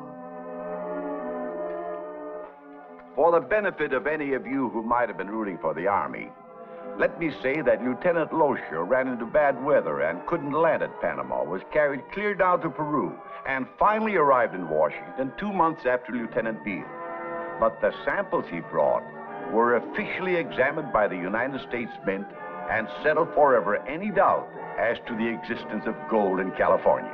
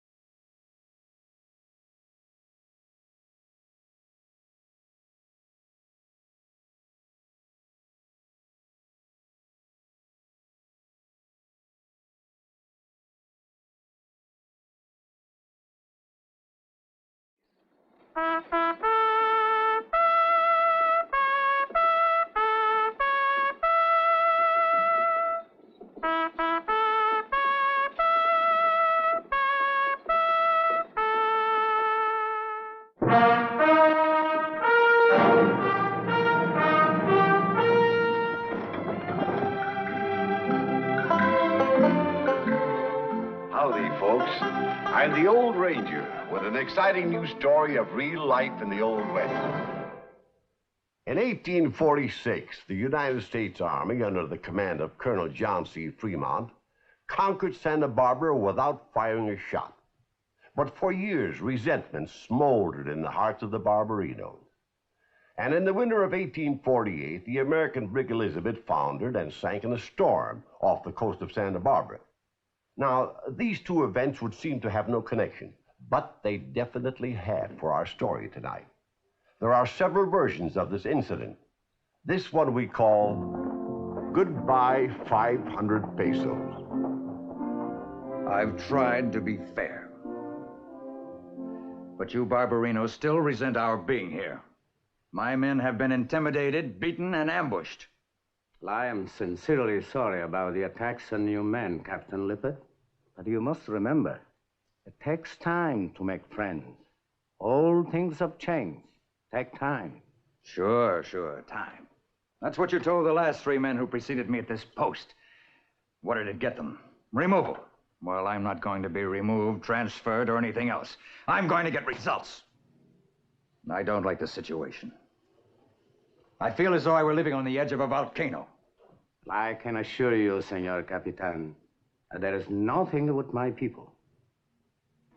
Well, I must be on my way. And try not to take each incident too seriously, Senor. You see, the citizens of Santa Barbara want only to live in peace. Adios. Adios.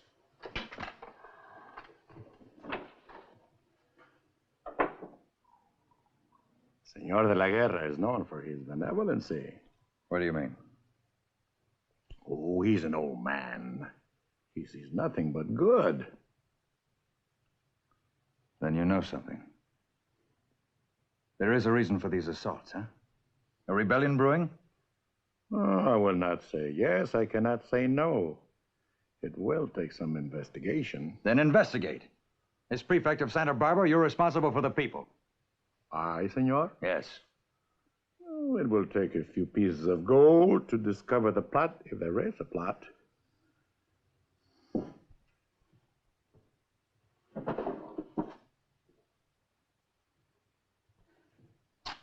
You find out what's going on, and I'll see that you get more. Much more. If there's a plan, these little coins should make the tongues sing sweetly.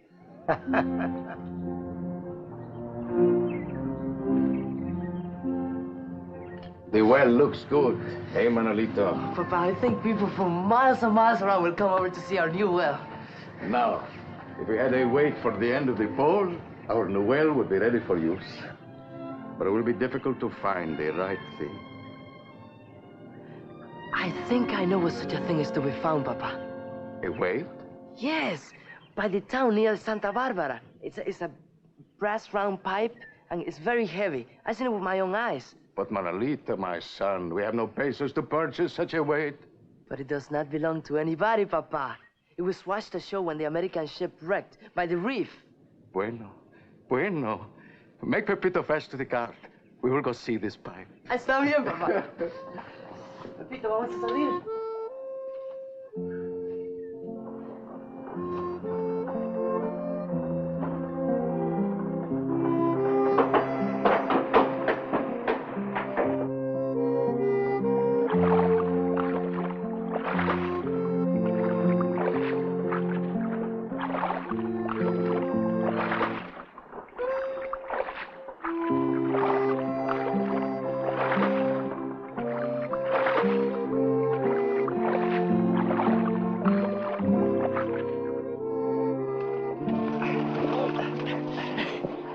Look, Papa.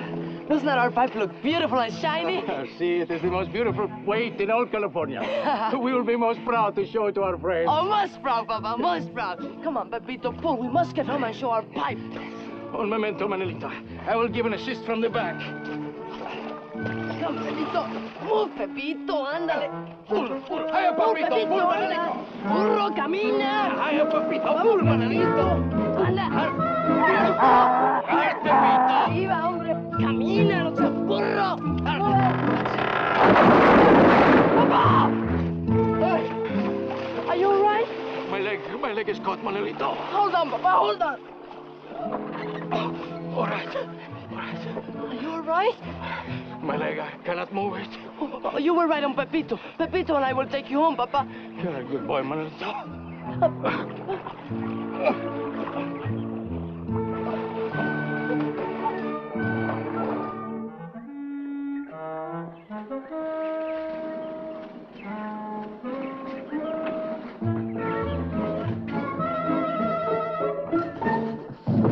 What do you want? I just come from patrolling the beach. The cannon's missing. The cannon? Oh, you mean that old brass cannon from the Brig Elizabeth? What are you so excited about? Ain't nothing but an old piece of junk. Well, it's a cannon that's missing, and the captain ought to know about it. Go ahead. Come in. Well? Begging your pardon, sir. The cannon's missing. What? The cannon, sir. The cannon on the beach. It's gone. Gone? Gone where? Well, I don't know, sir. It's just missing. It was there yesterday, but today it's... Well, they may be firing it, sir. I mean, if they start turning cannon on us, we're in a bad spot. Oh, a very bad spot indeed. May mean nothing. But I'm not taking any chances. We've got to get that cannon back. And heaven help those who took it. Let me advise you again. If the missing cannon isn't returned straight away, there will be reprisals. I know that one of you has stolen it. And I know what you plan to do with it. There is no place in Santa Barbara for rebellious thieves. Be warned. Yeah,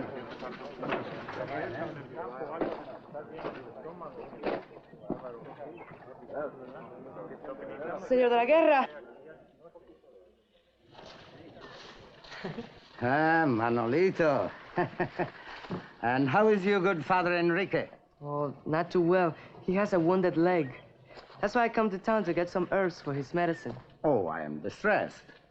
I wondered why he had not been present in the square. But how is it with you? Oh, fine. I ran into a bit of luck. Uh-huh. Why are the people gathering in the town? What do they speak about? Well, my boy, the Capitan searches for a thief. See, he believes that we of the Pueblo have stolen something. He has promised severe punishment. The townspeople, too, will deal harshly with the guilty one. And what is this valuable thing they have stolen? A cannon from its place on the beach. The Capitan suspects a plot. Cannon? What is a cannon? A cannon is used in warfare. You see, it shoots a big iron ball of much deadliness. Oh, what does this instrument look like? Well, it looks like a round brass pipe. Round brass pipe? Round brass pipe. Oh, Dios mío. I did not know. I didn't know either. And the Americanos, they're very angry. And the townspeople, they threaten with violence. Now this cannon lies in the mud of the creek. But we did not intend the theft. This you must hasten to tell to the Americano Capitan. Will he understand? Tomorrow, you must hasten to the Pueblo. Tell them how innocent we have done wrong. Will he listen to us, Papa? The Capitan is a very important person, so he must be wise. He will know that we did no wrong. I will go see him tomorrow, Papa. Manolito, tell no one but the Capitan. If the Pueblo should learn of our transgression, we would be with sorry faces. I won't tell anybody but the Capitan, Papa. Sí.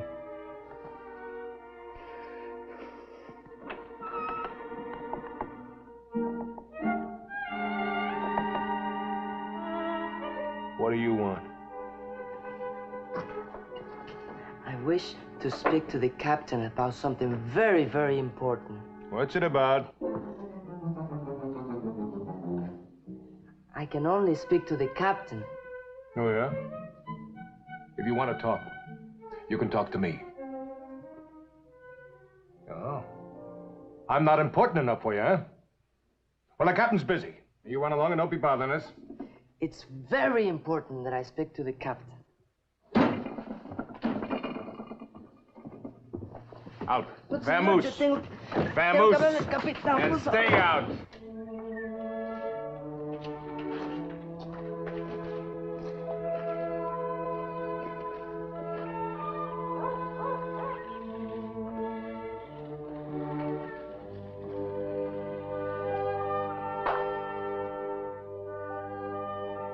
Did the Americanos forgive us for our foolishness, Manolito? And he's going to punish us for our transgression. Papa, I didn't get to speak to the Capitan. The sergeant, he threw me away. That is not good. The townspeople angry, the Americanos angry. Maybe it is too dangerous to tell what is the truth.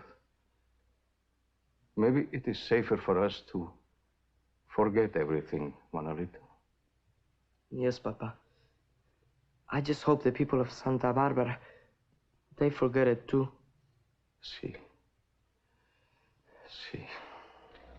Notice, unless the missing cannon is returned by noon tomorrow, each male resident of Santa Barbara of 20 years or older will be assessed a tax of $2. ¿2 pesos? Until the amount of $500 is collected. 500 pesos. This tax is occasioned by the refusal of the thieves to come forth, admit their guilt, and return the cannon by order of Francis Lifford, Captain USA. Captain Lippert, this notice of taxation, are you serious? If all of the Barbarinos are taxed, they will not withhold information of the thieving rebels. They're not making a fool of me. Captain, if you want peace, I suggest you withdraw this tax. I can't do that. They must be penalized. I place Senor Vasquez in charge of collection. He's compiling a list.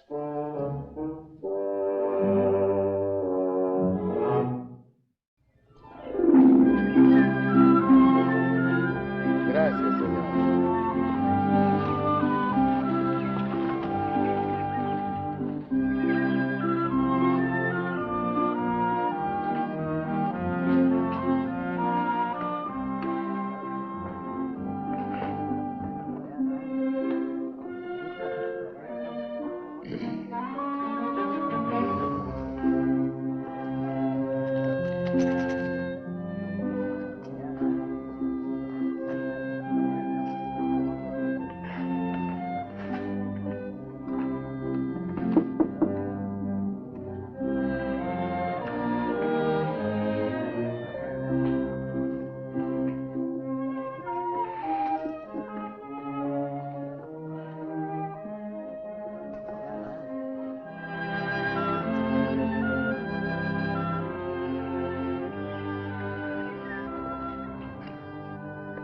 What is wrong with you, Papa? You look sad. I'm filled with guilt, my son. When I think of our friends being taxed their hard-earned money just for a mistake we made, I do not feel good. All this trouble over a round brass pipe. Manolito, perhaps if we return the canyon, then the money will be returned to our friends. Go to the village. Tell the Capitan about the canyon. And if you cannot see him, tell anyone. Está bien, papá. Yo haré eso. Yeah, man.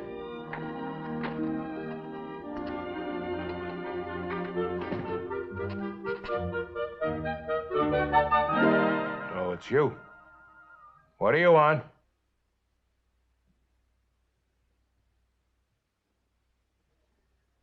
I have come about the cannon, the tax. Yeah, Cannon Perdido tax. You see Senor Vasquez. He's in charge of that. Senor Vasquez? Yep.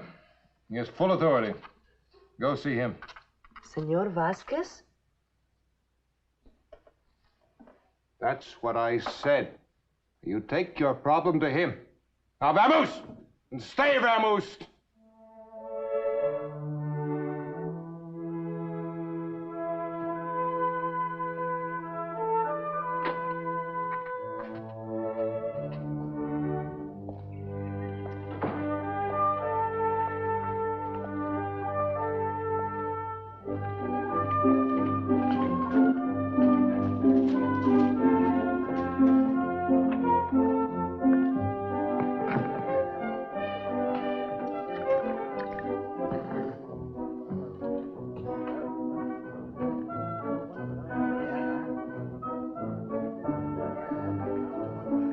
Senor Vasquez? Yes? I wish to talk to you about the Cañón Perdido. You wish to pay the tax? Oh, no, senor. I wish to return the cañón.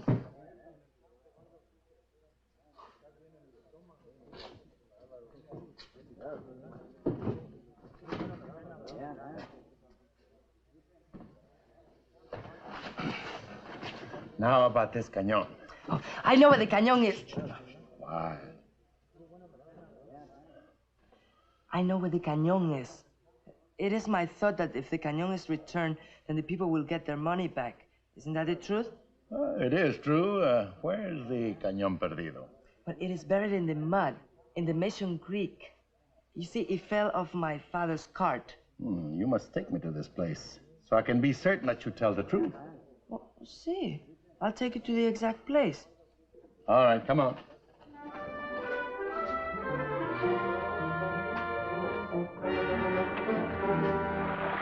You see, it was in the same place where I told you to be. But it was too deep in the mud, and you would have never found it unless I told you. That's true. See, you cannot find it in the mud. Now we will be returned to the American Capitan. And the tax money to the people. The money will be returned. Now, Senor Vasquez, I have another favor to ask you. Yes? Please don't tell the people that my father and I took the cannon. You see, we're not thieves. Otherwise, I wouldn't have brought you over here to find it. See, we don't want them to think bad of us. It places a burden on me, this secrecy. But if you give me your word never to say anything about this cannon to anybody, I, too, will keep silent. Gracias, senor. Muchísimas gracias. I will never say anything, ever. Now, I will go down there and take it out of the mud and bring it over to you. Un momento, Manolito. You've done enough. Now we'll make the arrangements to have it moved. Now, you go home and tell your good father everything is all well. Gracias, senor.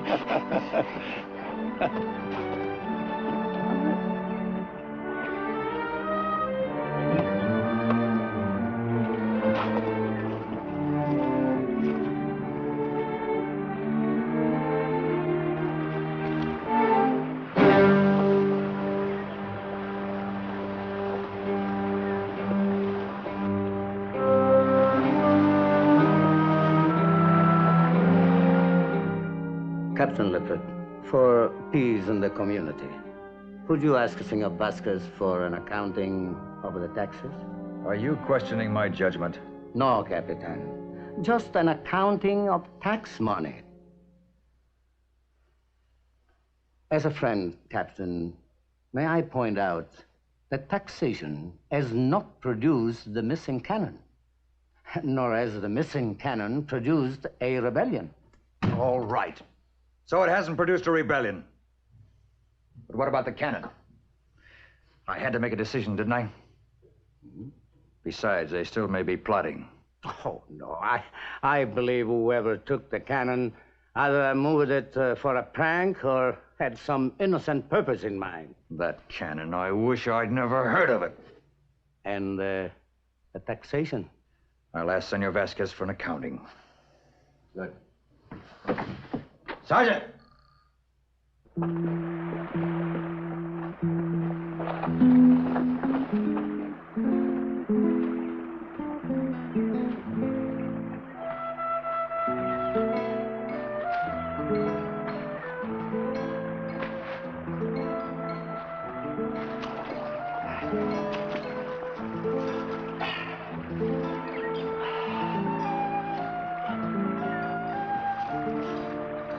Manolito. What is it, Papa? See for yourself. Es el cañón perdido. See, it has not been returned to the Americano, Capitan. But Senor Vasquez, he promised me, and there will be no more taxes. Senor Vasquez, he lied. What are we going to do now? We are thieves. No, my son, we are not thieves. Go quickly to Santa Barbara. Tell them of Senor Vasquez's dishonesty. I will, Papa. And I will dig the canyon from the mud.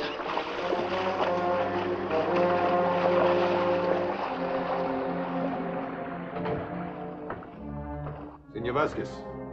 Yes? Captain Lippert would like to see you immediately.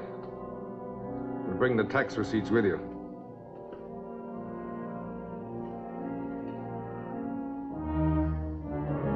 Tell Captain Lippert I'll be there almost immediately. First, I must go to my office for the tax receipts.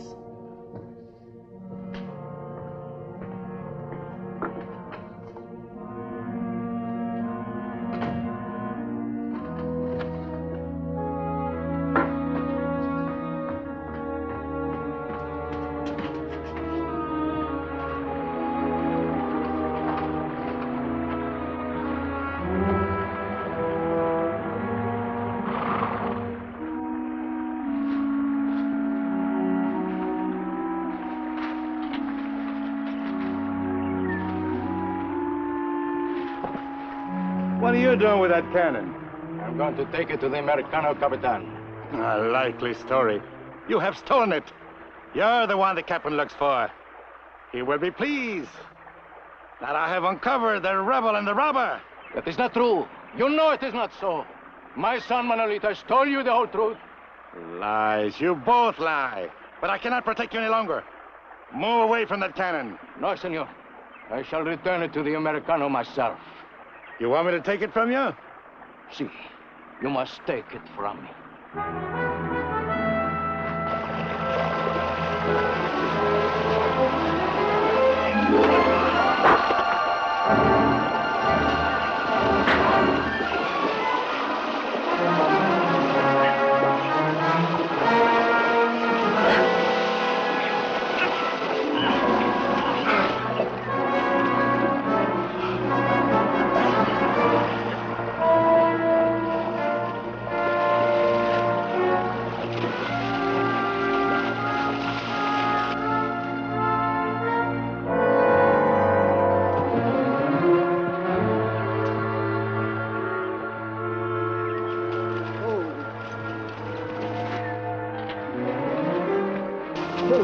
Looks like Senor Vasquez. What's he doing out here? Papa!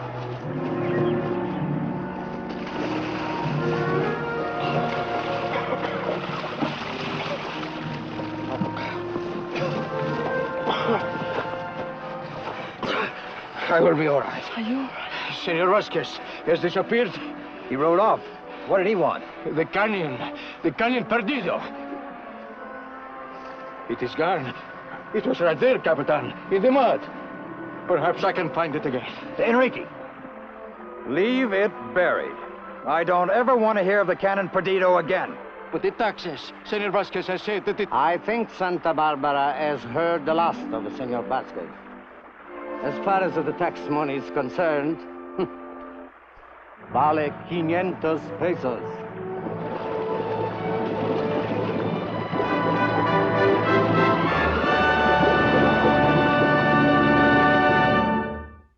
The incident wasn't forgotten, however.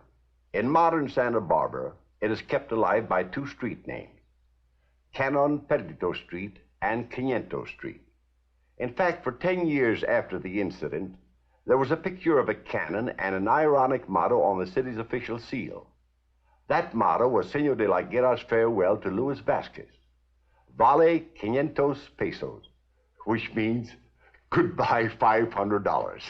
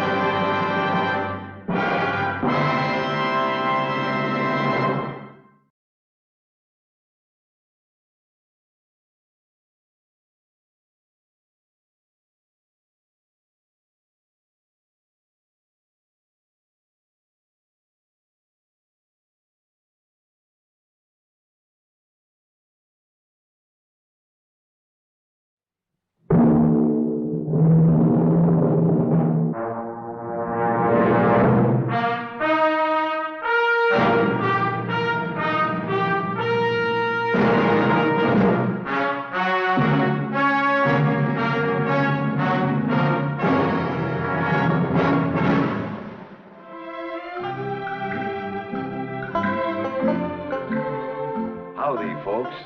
I'm the Old Ranger with an exciting new story of real life in the Old West. Long before it became known as the sport of kings, horse racing was one of the world's favorite pastimes. And nowhere did it enjoy greater popularity than in the Old West.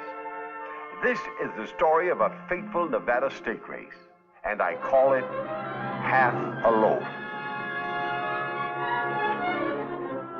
The story begins, however, not on the western frontier, but in far-off Virginia. All right, I have $900. Going once, going twice. Sold to the gentleman for $900.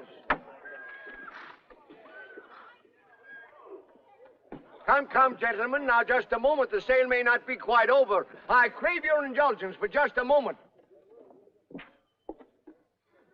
Now what? Well, there won't be much left after the creditors are paid. I thought you might have changed your mind about Country Squire. Look, we went through all that before.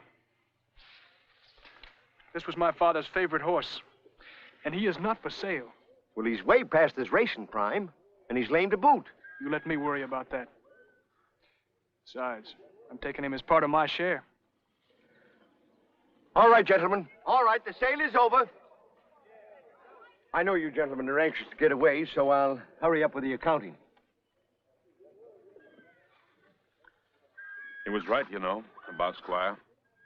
I'm willing to gamble my last penny I can get him into shape by the time the track opens. But you don't have much left to gamble with, Greg. And it costs a lot to ship a horse to Saratoga. Well, I'll squeak through. I'll tell you what.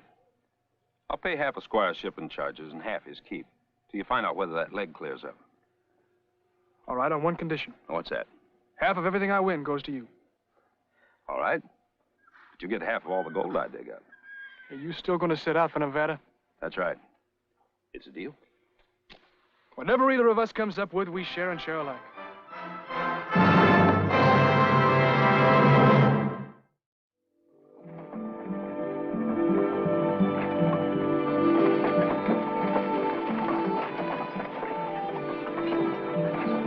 Keep your britches on, Sonny. We'll get there. Couldn't we go just a bit faster? Scared there won't be no gold left? No, but it's a long road from Virginia. Now that I'm on the last lap, it seems I can hardly wait. We'll be at least an hour late, won't we? An hour? Nope. Won't be more than 55 minutes late getting into Cherry Creek.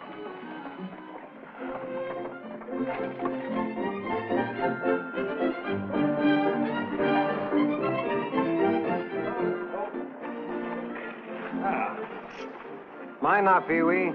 Give him a good rub down. Yes, sir, Mr. Murdoch. Mr. Murdoch. What's up, Dawson? Come on, boys. Hi, Murdoch. Well, we're making up a pool on how late old Charlie will bring in the stage today. Do you want in for $20? Why not? I'll take 55 minutes.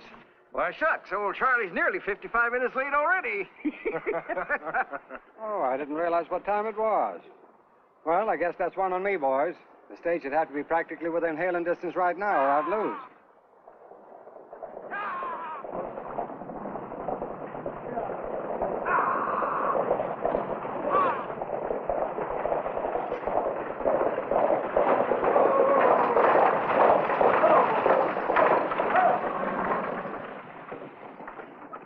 $55 minutes exactly.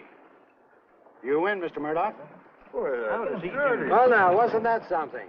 Sure pays a man to forget to look at his watch once in a while, doesn't it? Oh, sure. Well, thank you, boys. Thank you very much. Now, how about coming across to the saloon? The drinks are on me. That's a good idea.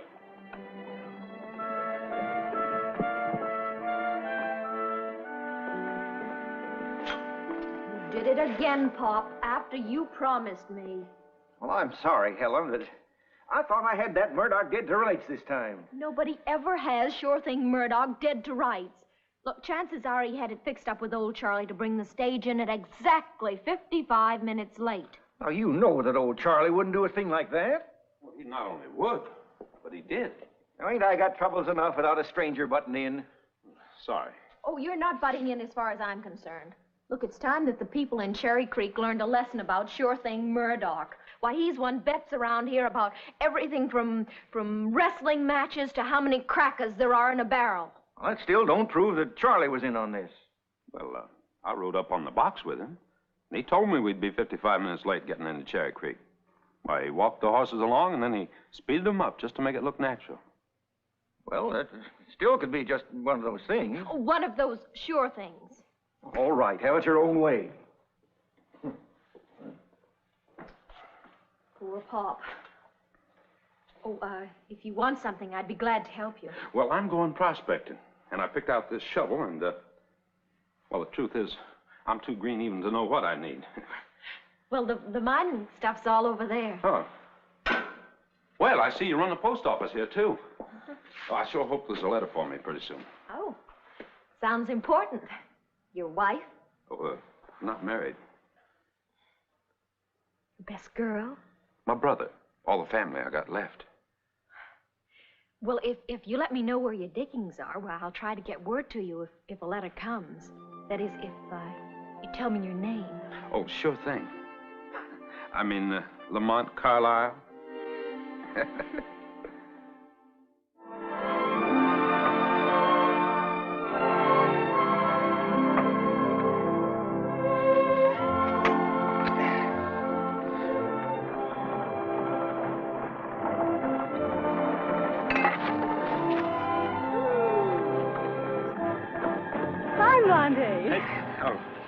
Good to see you, Helen. You too, Pop. Yeah. Say, what brings you all the way out here? Well, they had a little supplies to run the mine. You know, before you come along, I used to be able to make these deliveries all by myself. Pop, you know why I came this time. It's lucky you sent us word you were changing your diggings to Sugarloaf Hill. You don't mean a letter finally came? On this morning stage. You know, I'm the duly appointed postmaster at Cherry Creek. But my delivering that piece of mail wasn't good enough for her.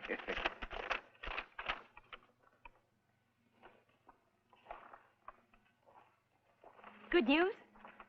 Well, Squire, that's the thoroughbred I was telling you about. Is almost over his lameness. The very first week of the Saratoga meeting, Greg picked 7 winners. And, What? Nothing but losers ever since. In fact, he's flatter than a flapjack. Had to take a job in the stable. Yeah, I wish I could send him a little money. The truth is, I'm almost busted myself. Well, I guess I was dreaming to think I could find a gold mine. Well, wake up and quit dreaming. I think you've been standing on one. A gold mine? Right here, you mean I'm standing on it? Well, what do you expect, Nuggets? I've done a little prospecting in my day. That looks like pay dirt. Just don't stand there. But I... Butts is for billy goats. Get your claim markers up. You can ride into town with us. And bring plenty of those samples for your assayers.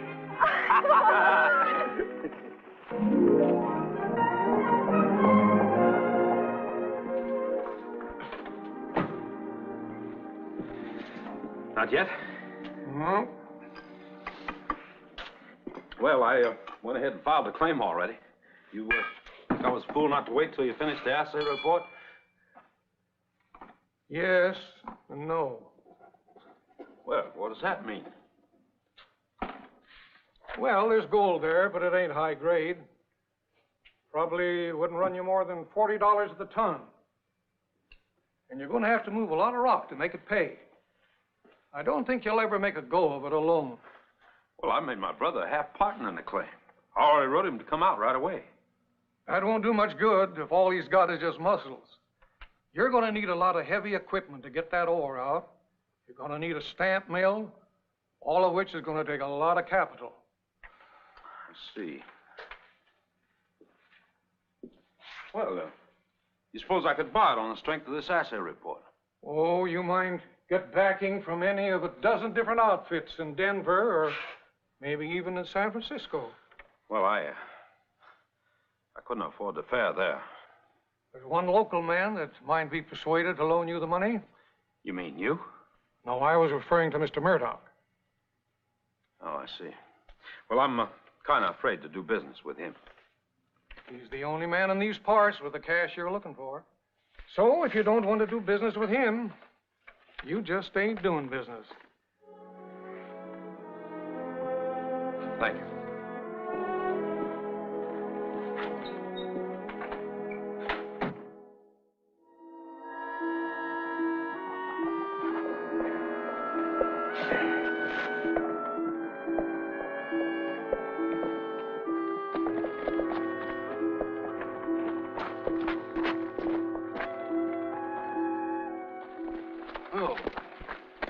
Well, my friend, I've already got those papers all drawn up for you. That's so. Yes, sirree. You'll never find moss growing on any proposition Samuel T. Murdoch is interested in. Well, it must be a pretty good investment. Because I understand you never back anything that's not a sure thing. That's right. I like sure things. And that's what you've got right here, a sure thing. But the proper equipment, that is. Without it, you've got nothing but calluses. All right, let's see the papers. I'm only charging you 10% interest. And the payment on the principal won't be due for 90 days. That's mighty soon.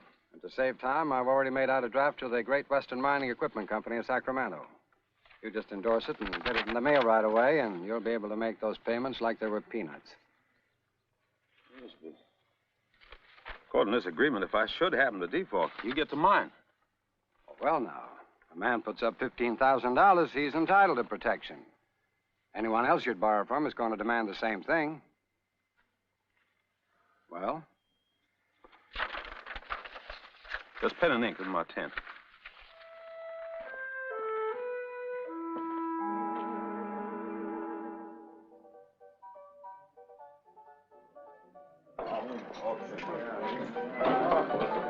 Excuse me.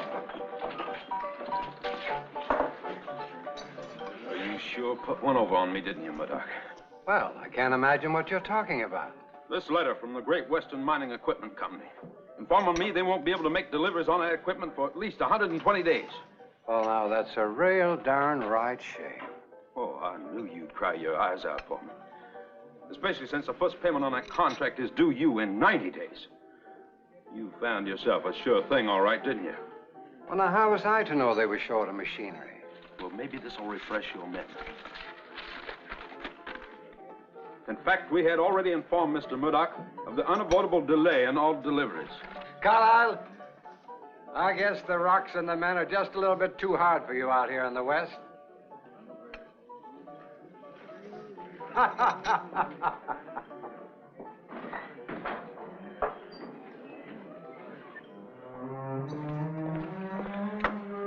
What'd he say? He's actually proud of the way he tricked me. And the worst part of it is, it's like he says, all according to law. Well, can't you get your money back and buy the equipment somewhere else? Not a chance. They already cashed the bank draft and entered the order. But there must be some law to protect people against a slippery customer like him. No one in this town's ever had the courage to take Murdoch to court. Maybe it's about time someone did.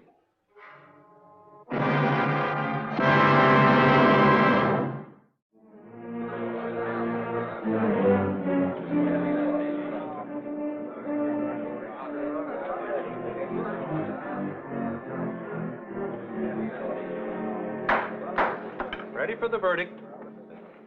Litigants will rise. The evidence shows that you were deliberately deceived and done in.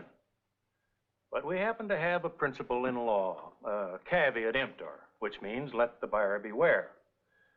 Now, you bought the money, but this court can do nothing about the terms except to urge you to do a little more bewaring the next time you make any deal, particularly with men of the defendant's nature. However, an investigation of the title to the Sugarloaf mine reveals that Lamont and Gregory Carlyle were not registered as co-owners, but as individual owners of a 50% share apiece. Well, what has that got to do with it? Under the law, Lamont Carlyle had no right to put up his brother's half interest in this mine.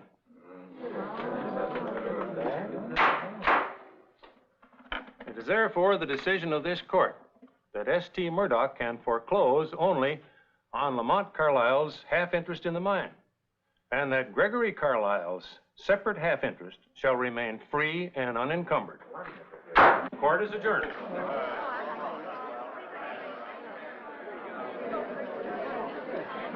Well, you're pretty slick yourself, ain't you?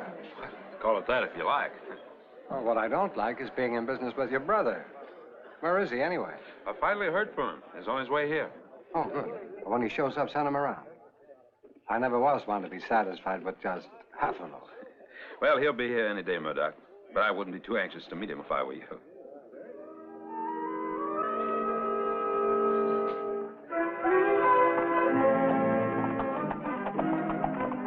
Greg? Greg! Well, hello, brother. How are you? Gee, it's great to see you, Greg. Maybe you don't think I'm glad to see you. Well, what took you so long? I thought you'd never get here. Neither did I. But the only way I could cross country was on old Squire's back. Good old Squire. I just couldn't risk laming him again, so I took it in real easy stages. Every now and then I had to stop off to earn enough for grub. Well, hello. You're Greg. That's right. This is Helen. Well, I see you really did strike it rich up here, brother. And I don't mean just the Sugarloaf mine. Oh, Greg, listen about the mine. Out of the way, everybody! Get back! Out of the way! Get back!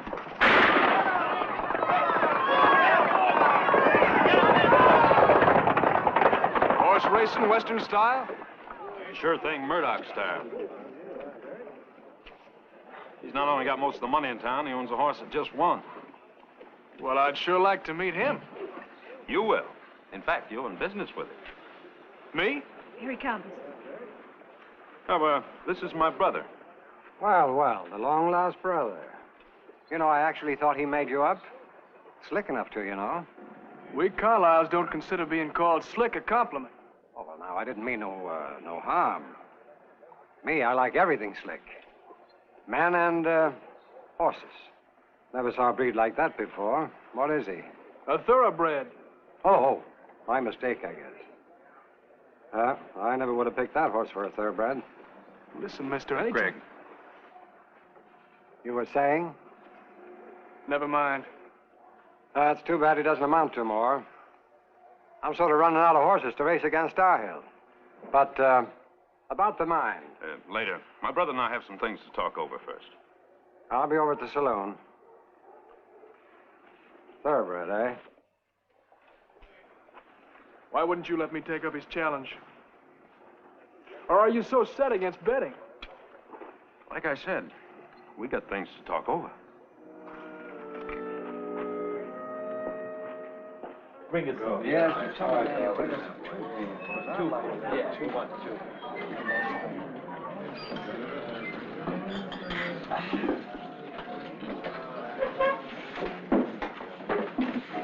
Well, boys, here's to settling our differences. Sounds like you got an idea on the subject. Sure thing. I mean, sign your half of the mine over to me, and I'll give you a percentage on all I take out of there. No. Well, you haven't even asked me what percentage. Don't have to. Why, you'd rig the book so that even a mother lode wouldn't show a profit. You just don't trust me, do you, boys? Well, do you have a better solution to the problem? Yeah. A little stake race. Our half the mine against yours. You mean Starhill against your horse? That's right. What do you say? Well, I'd want to sleep on it. Well, I told you to back down, Greg. He only likes a sure thing. Said I'd let you know in the morning, didn't I? Well, suit yourself, Murdoch. Come on, Greg.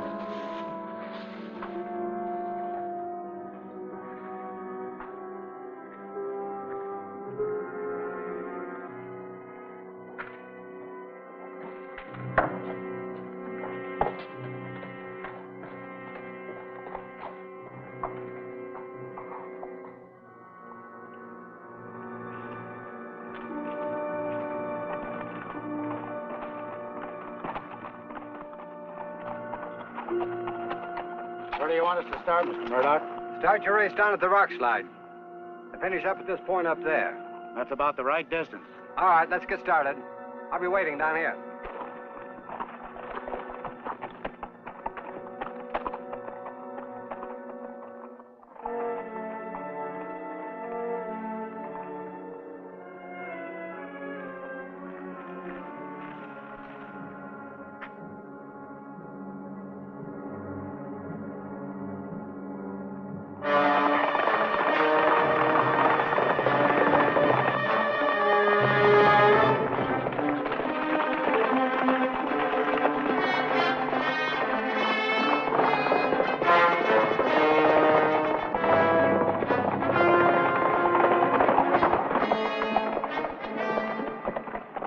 Didn't even have to prod him, Mr. Murdoch. Starhill had plenty left at the finish. Good. How about that one? I pushed him for all he was worth.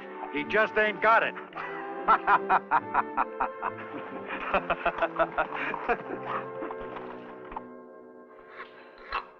Heard Murdoch was looking for you boys. Over at the hotel. Don't worry. He'll find us. Speak of the devil.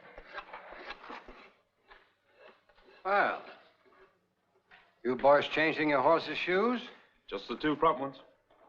Well, I must say he looks a lot sharper than the first time I seen him. In other words, you didn't sleep too well. How's that? You said you had to sleep on it. I guess you had a bad dream and decided not to race your horse against Squire. Matter of fact, I had me a mighty satisfying dream. Just real as life. I saw Star Hill breezing down Main Street in easy winter. Oh, you can't back down on me now just because you heard the mining equipment is finally arriving. It is? Well, Carlisle never backed down yet. 2 o'clock this afternoon, then? Let's shake on it. Let's put it in writing instead. I already have. A winner gets all of the Sugarloaf mine, and this is something that'll hold up in any court.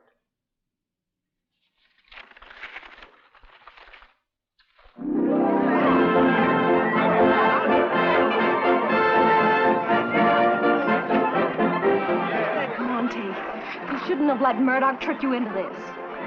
Well, half of mine's no good anyway.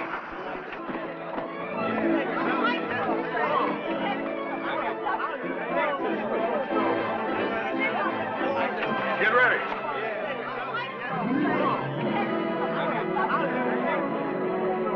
One, two.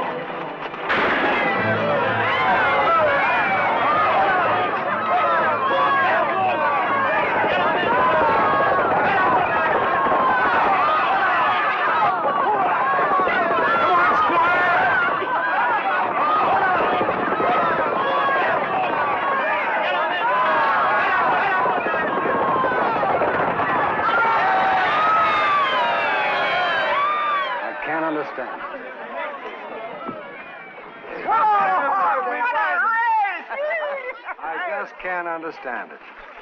Well, it's not so hard to understand, Murdoch. We just tore a page out of your book. Now, how'd you work it? What'd you do?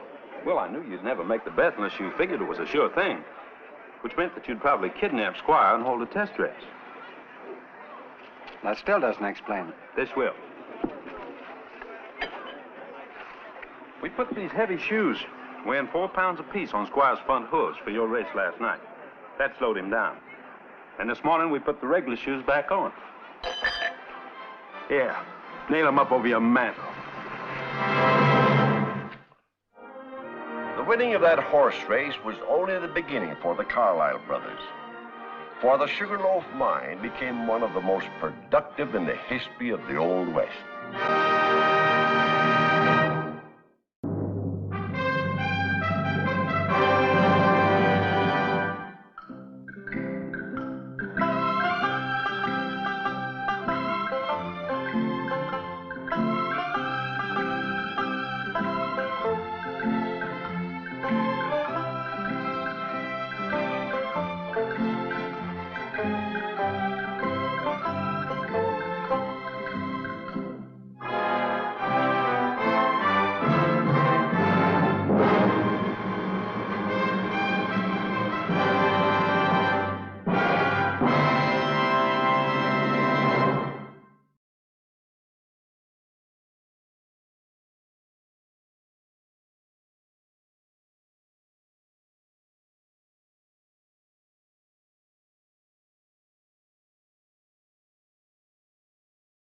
আমার সুবিধার লোক মনে হইতেছে না কি কইতেছেন আপনি কি কইতেছেন গায়ে হাত দিবেন কেন গায়ে দিও এ বড় গায়ে দিলে কি করবে একদম গায়ে করতেছেন তুই তুই করতেছিস তুই গায়ে দিলে তুই আমি আজকে শেষ কর তুই টাকা দে আমার টাকা দে ওরে আজকে বই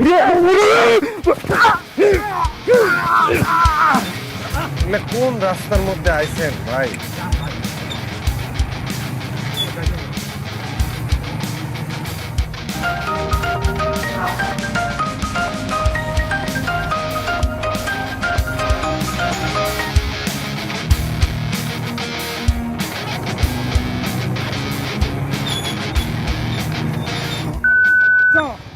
এই এই আপনি কারে করছেন হ্যাঁ আরে ভাই আপনারে কই নাই আমার কল দিছিলাম এই কল রিসিভ করতেছ না আমারে কইছি আমারে কোন মানে এই আপনি নামেন তো নামেন আমি যাব না আপনি কি কইতেছেন? হ্যাঁ, আপনি যাইবেন না কেন?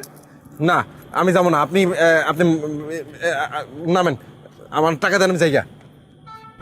দেবো না টাকা, আমার না নিয়ে গেলে আমি ভাড়া দেবো না। আরে আপনি কখন থেকে এই অলি করতেছেন? আপনার আমার সুবিধার লোক মনে হইতেছে না, একদমই সুবিধার লোক মনে হইতেছে না। আপনি টাকা দেন, আমি যাইগা। আমার সুবিধার লোক মনে হইতেছে না।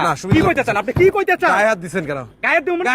গায়ে হাত দিলে কি করবে? একদম গায়ে করতেছেন। তুই তুই তুই গায়ে দিলে তুই, আমি আজকে শেষ করব। তুই টাকা দে, আমার টাকা দে। ওরে আজকে বই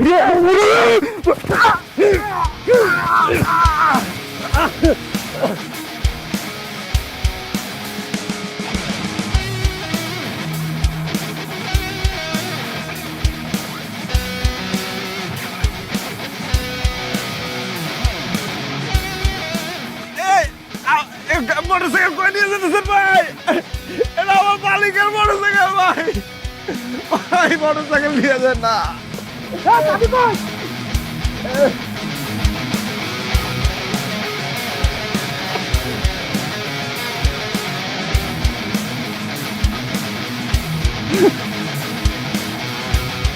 গাড়ি থামলো কেন? স্যার একটা অ্যাক্সিডেন্ট হয়েছে। ভাই ভাই আমার একটু বাঁচান স্যার, ভাই। পেটে তো ছুরি। মনে হচ্ছে চিন্তাই কেস। স্যার হসপিটালে নিয়ে যাব? আরে পাগল হইছো? এত রাতে থানা পুলিশের ঝামেলা কে যাবে? চালাও গাড়ি। স্যার যে অবস্থা, মনে হয় না বাবা। ভাই যাই না ভাই। ও ভাই আমার একটু হসপিটাল।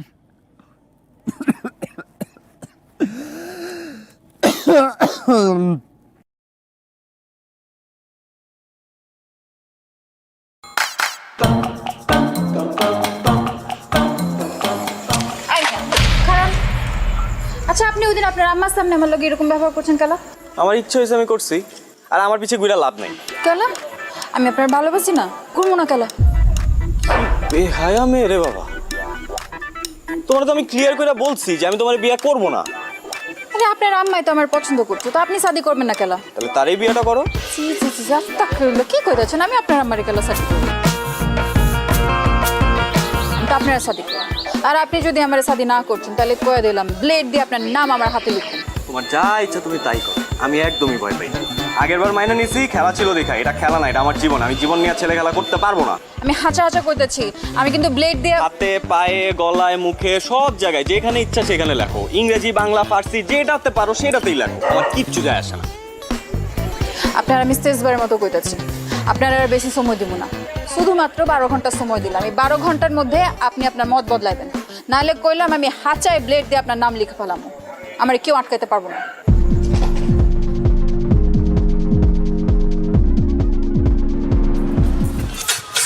আরামসে তুমি সিগারেট টানো, বুঝে নাই শান্তিতে, আর ওদিক দিয়ে কাম সারছে। কেন কি হইছে? আরে শুনোস না, ওই মেয়ে তো ডেঞ্জারাস একটা ঘটনা ঘটায় ফেলছে। ব্লেড দিয়ে হাত কাটছে, এখন কি হইব মামা? ওই মেয়েটা বস কি মামা? কস হাত কেন? ওই মেয়ের লগে তোর কোনো কথা হইছিল? কালকে রাত্রেবেলা বাসার সামনে এসে দাঁড়ায় ছিল, আমার 12 ঘন্টার আলটিমেটাম দিছে। এই কিসের আলটিমেটাম দিছে রে? হ্যাঁ, আরে ওই বিয়াতে রাজি না হইলে কি জানি। এই কথা তুই আগে কবি না। আরে আমি কি বুঝছি নাকি? আরে না বাবার কি আছে, বুঝোস না, মেয়েটা তো ডেঞ্জারাস। এখন যদি কিছু হয়ে যায় মামা, আমাকে তো পুলিশে ধরে নিয়ে যাবে। কেন আমি কি করছি? ও আমি কি করছি কিছু জানো না? না ওই বেটা আইনার মারপে জানো, জীবনে তো থানায় তুই যাস্তে জানবি কেন? থানায় আমি গেছি জানি। শোন, যে কোনো হলে আত্মহত্যা প্ররোচনকারী যেই হোক না, তার নাম যদি একবার থানায় গিয়ে কয় মামা, তাহলে তোর খবর আছে। এখন তুই কি করবি তুই চিন্তা করে দেখ। কি করছে সব? এই লাইলি বাইচা আছে তো? হ্যাঁ শুনলাম, ও তো বাইচা আছে। কোন হসপিটাল আছে কো, আমি যাই একটু দেখা করে আসি। হসপিটালে যাই দেখা করে? হসপিটাল থাকলে এতক্ষণ তুমি চৈতশিকের ভিতরে থাকলা, বুঝো নাই? আর তুমি যাই হয়তো বাসায় আছে। এই তুই কি ওর বাসায় যাবি? তুই যাবি মামা?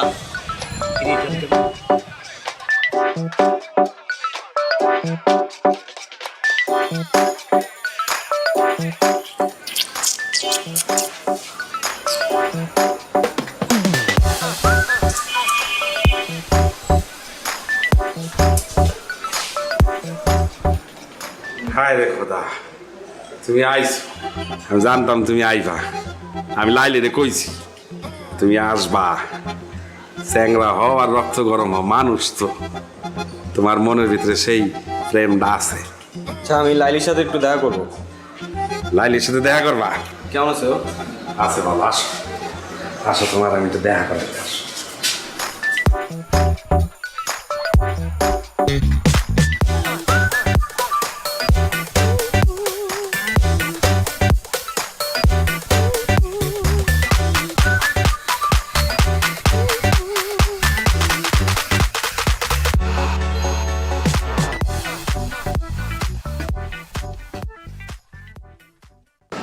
এইসব কি?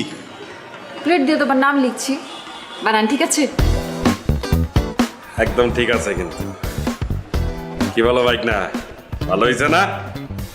আমি কিন্তু লাইলিতে কইছিলাম লাইলি ছবি তুইলা ওরা পাঠাই দে। ওই কইছে যে না, কিছু জিনিস আছে এগুলো ছবি তুলে পাঠালে সঠিকভাবে দেখা যায় না, সামনাসামনি দেখতে হয়। এর লেগে তো এতক্ষণ ধরে তোমার জন্য অপেক্ষা করতেছি। এইসব পাগলামির কোনো মানে আছে? আছে না, তোমার আমি শাদি করব, তুমি আমার শাদি করবা, করবা না? এই তুমি কি আমার বলদ পাইছো? বলদ এই পাশে দাঁড়ানো লোকটার মতো। নিলয়, তুমি আমার মামার নিয়ে কি করতেছো? আমি বলবো তুমি শুনবা। মানে এই যদি তোমার হাত কাটার নমুনা হয়, হ্যাঁ আমি জানলে আমি জীবনেও আসতাম না। আর যদি হাত সত্যি সত্যি কাটতাও তাও আসতাম না, কোনো লাভই হতো না। আমি তোমারে বিয়ে করব না। তোমার মতো মেয়ের সাথে শুধুমাত্র মজা নেওয়া যায়, বাড়ির বউ করা যায় না। তোমার মধ্যে ওই রকম কোনো এলিমেন্টই নাই। তুমি একটু বেশি বেশি করতেছো না? এই মাঝখান দিয়ে ঢুকে গেলেন। হ্যাঁ সাদে কি আপনার মাইনছে হাবলু কয়? এর লেগে আপনার হাবলু কয়। আর ঢুকছেন যখন, তখন আমারে না বুঝায় আপনার এই ড্রামাবাজ ভাগ্যিরে বুঝান। আমি ওরে বিয়ে করবো না, আমি মরে গেলে ওরে বিয়ে করবো না। মানে নিজের তো কোনো মান সম্মান নাই, পরিবারের মান সম্মানটা যদি খোয়াইতে না চাও তাহলে এসব বন্ধ করো। সবার সামনে অপমান করবো না। থাক ভাগ্নি, তুই কষ্ট পাইস না। হয় তোরা বুঝতে পারে নাই, আর যেদিন বুঝতে পারবো ওই কান্দা বুক চাপলাইব, তখন বুঝবো যে কি জিনিস হারাইছি। তুই কান্দিস না ভাগ্নি, একদম কান্দিস না। তুই থাক, আমি আইতাছি, দেখতেছি।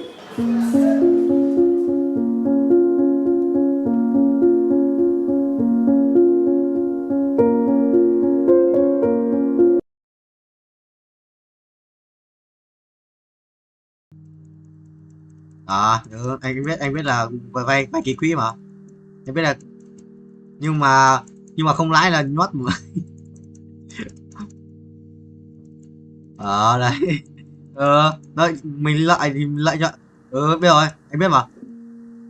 Lợi nhuận thì cũng cao nhưng lợi nhuận cao lỗ cũng cao mà. Đấy, thì lợi nhuận bởi vì nó lợi nhuận cao lỗ cũng cao mà. Vậy mà mình vay ấy. Ok.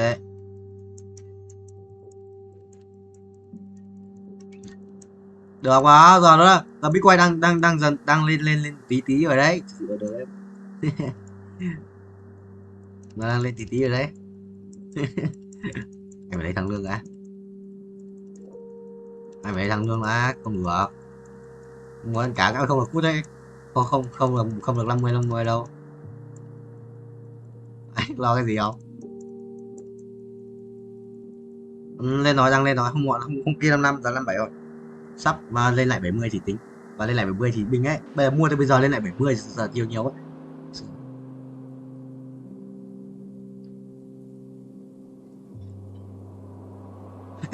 Là số muốn chục rồi tái. Số lại số muốn chục rồi. Tại mấy cái thằng Đức nó bán Bitcoin đi ấy, chôn. Đức này, mấy thằng Đức nó thích handle thị trường không? Lợi. Nhưng mà đúng rồi. Không được đâu. Nhưng mà mấy thằng hold to die cũng nhót mà, hold to die cũng nhót đấy. Hold to die rồi, hold to die giờ đang sợ mà gần thuê thoát, đang thuê thoát mà. Hôm kia 55 thuê thoát mà. Ok rồi. Có đang quay mà, đang. Thế anh mới không đổi game nữa. Yes. Đi á, không vào ghi nốt xong. Đi không vào nốt, được. Anh khăn nước. Đấy như thế, sao từ giây phút bao nhiêu, giờ bao nhiêu, phút bao nhiêu, giây bao nhiêu đến bao nhiêu. Xong. Bây giờ mà có kiểu có kiểu làm đơ cái màn hình webcam đấy xong mình chạy đấy vào xong vẫn một mặt đấy xong rồi lại chạy tiếp kìa. Stop về, stop webcam. Tôi bảo là chắc là lỗi mạng thôi, không sao đâu. Yes sir. Kiểu bắn tay phát, ui lỗi mạng à? Cái gì đây? Mình không biết. Với 80 mũ à? Này chơi quả game mà treo được. Anh chơi quả game mà treo được. Mà anh đang chơi chay ấy, anh đang dịch. Launch into Space Simulator. Space Simulator. Vũ quay lại à? Vũ không chơi War Zero nữa à? Em cái bạn mà Vũ mà. Tưởng em cái bạn mà Vũ rồi. Được không?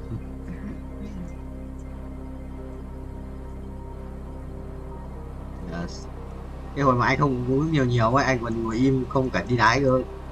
Giờ uống nước nhiều rồi phải đứng dậy đái vào.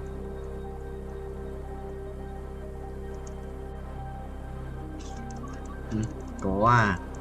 Có hồi mà tôi quay với Vũ Huyền Cương ấy, xong anh quay cả đêm đấy ấy. Anh uống mỗi cà phê không uống nhiều nước thì anh không đái, anh ngồi bắt đến sáng. Có mấy 10 tiếng rồi. Quả đấy là có cái trò anh cày đó hay là anh có đến sáng.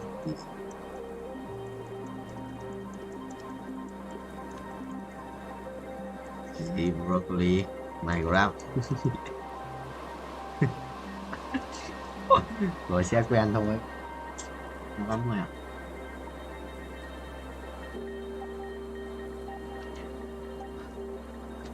Tán giờ qua. Xin chuẩn bị đứng dậy. Bao nhiêu 40 hoặc 20 phút rồi lại uống nước. Tán nước điện. Chưa uống thuốc nữa.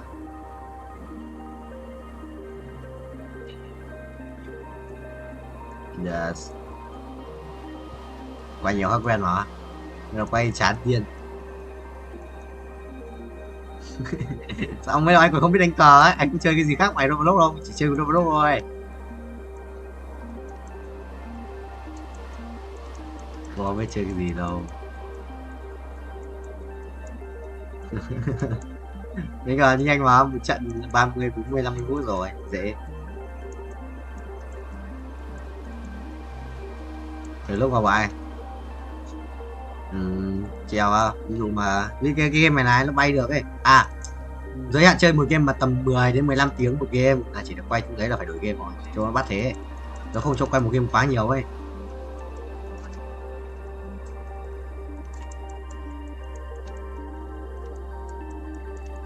Ý là treo nhưng mà thỉnh thoảng vào GG cái chuột phải ấn để di màn hình nhé, nó cần cái mình chỉnh góc rồi chứ nó không phải là mình chơi liên tục mày treo tu rồi mình chỉnh góc rồi.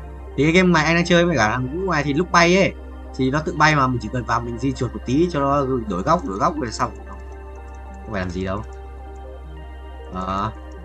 Chứ bọn anh thế mà đánh cờ xong rồi ví dụ xét bài xong chả gì thì lại quay lại game này, còn nghe tiếng vào xong trận rao ở bên cờ thì quay lại cờ.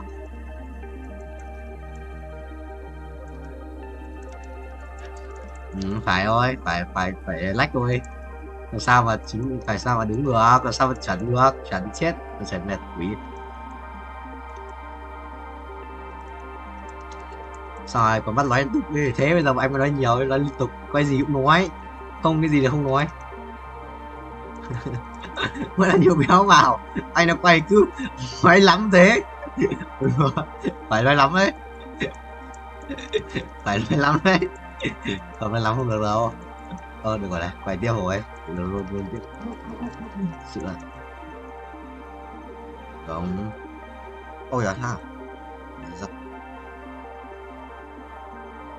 Đừng có check đồng hồ liên tục thì lâu mà check. Check liên tục mới được một tí thôi. Để cho bay được ngoài tay quá. Rồi cho bay được ngoài tay quá. Bay cho thầy đi. Rồi cuối cùng cho bay. The Ocean World. Xong rồi cái game trước bọn anh treo để bắn PUBG nó hiện chữ auto file to đúng trên màn hình ấy, thế là bọn nó không show qua. Bọn nó bảo là quay 3 tiếng chỉ để treo 1 tiếng thôi, thế là anh mới đi tìm những cái game mà cái nút auto ấy nó không bị hiện lộ trên màn hình ấy, thế anh tìm được mấy game nó không bị lộ rồi, thế là treo mình nó có biết đâu dễ không ấy. Nhưng người ta bao giờ trên cái drive tổng của tất cả các thằng update lên ấy nó ghi là use rồi ấy, đã sử dụng ấy thì mình xóa vô ấy, xóa trên drive cho đỡ nặng. Thằng Vũ mua drive thì anh nó dùng chung mà. Quý vai broccoli bay sử dụng nhanh nhẹn ấy, cái vòng ấy 5 lap. Bao nhiêu tuổi cơ? Mình quay 3 tuổi này, 10 tuổi, đây là 20 tuổi, quay 10 tuổi. Chuẩn. Em mà tao nhớ được bay 600 tuổi không? À, 10.000 tỷ, một lần bay được 10.000 tỷ. Uầy, 10 lap à? Thằng noob. Rồi. Yes. Vui lắm rồi. À. À, rồi, cắn hành dương rồi. Cắn quá.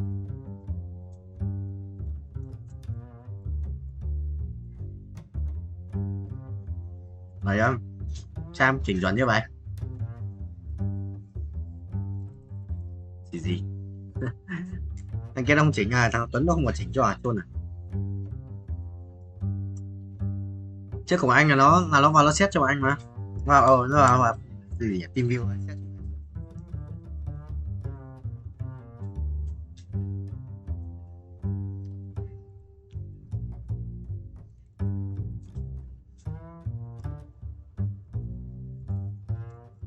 Cái hồi đầu ấy nó mới xét tao ấy, nó còn bảo tao là phải để đầu như nào thì chuẩn. Nó bắt tao hạ cam một tí xuống mà, nó bắt tao hạ cam xuống mà để cho phần trên trống đỡ trống.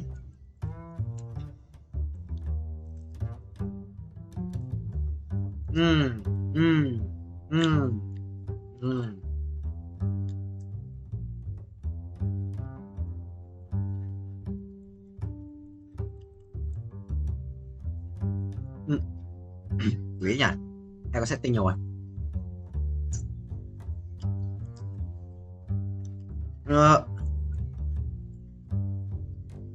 Camo bao nhiêu?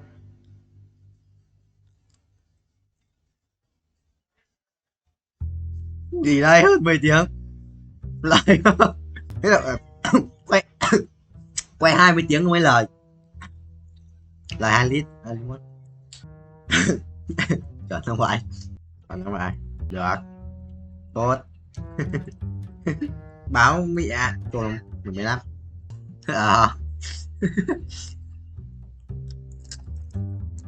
ai à, sinh nhật sắp sinh nhật Cương Vũ ơi, 11 sao ấy, chờ Tuấn bảo đấy, chào Hoàng Tuấn bảo đấy.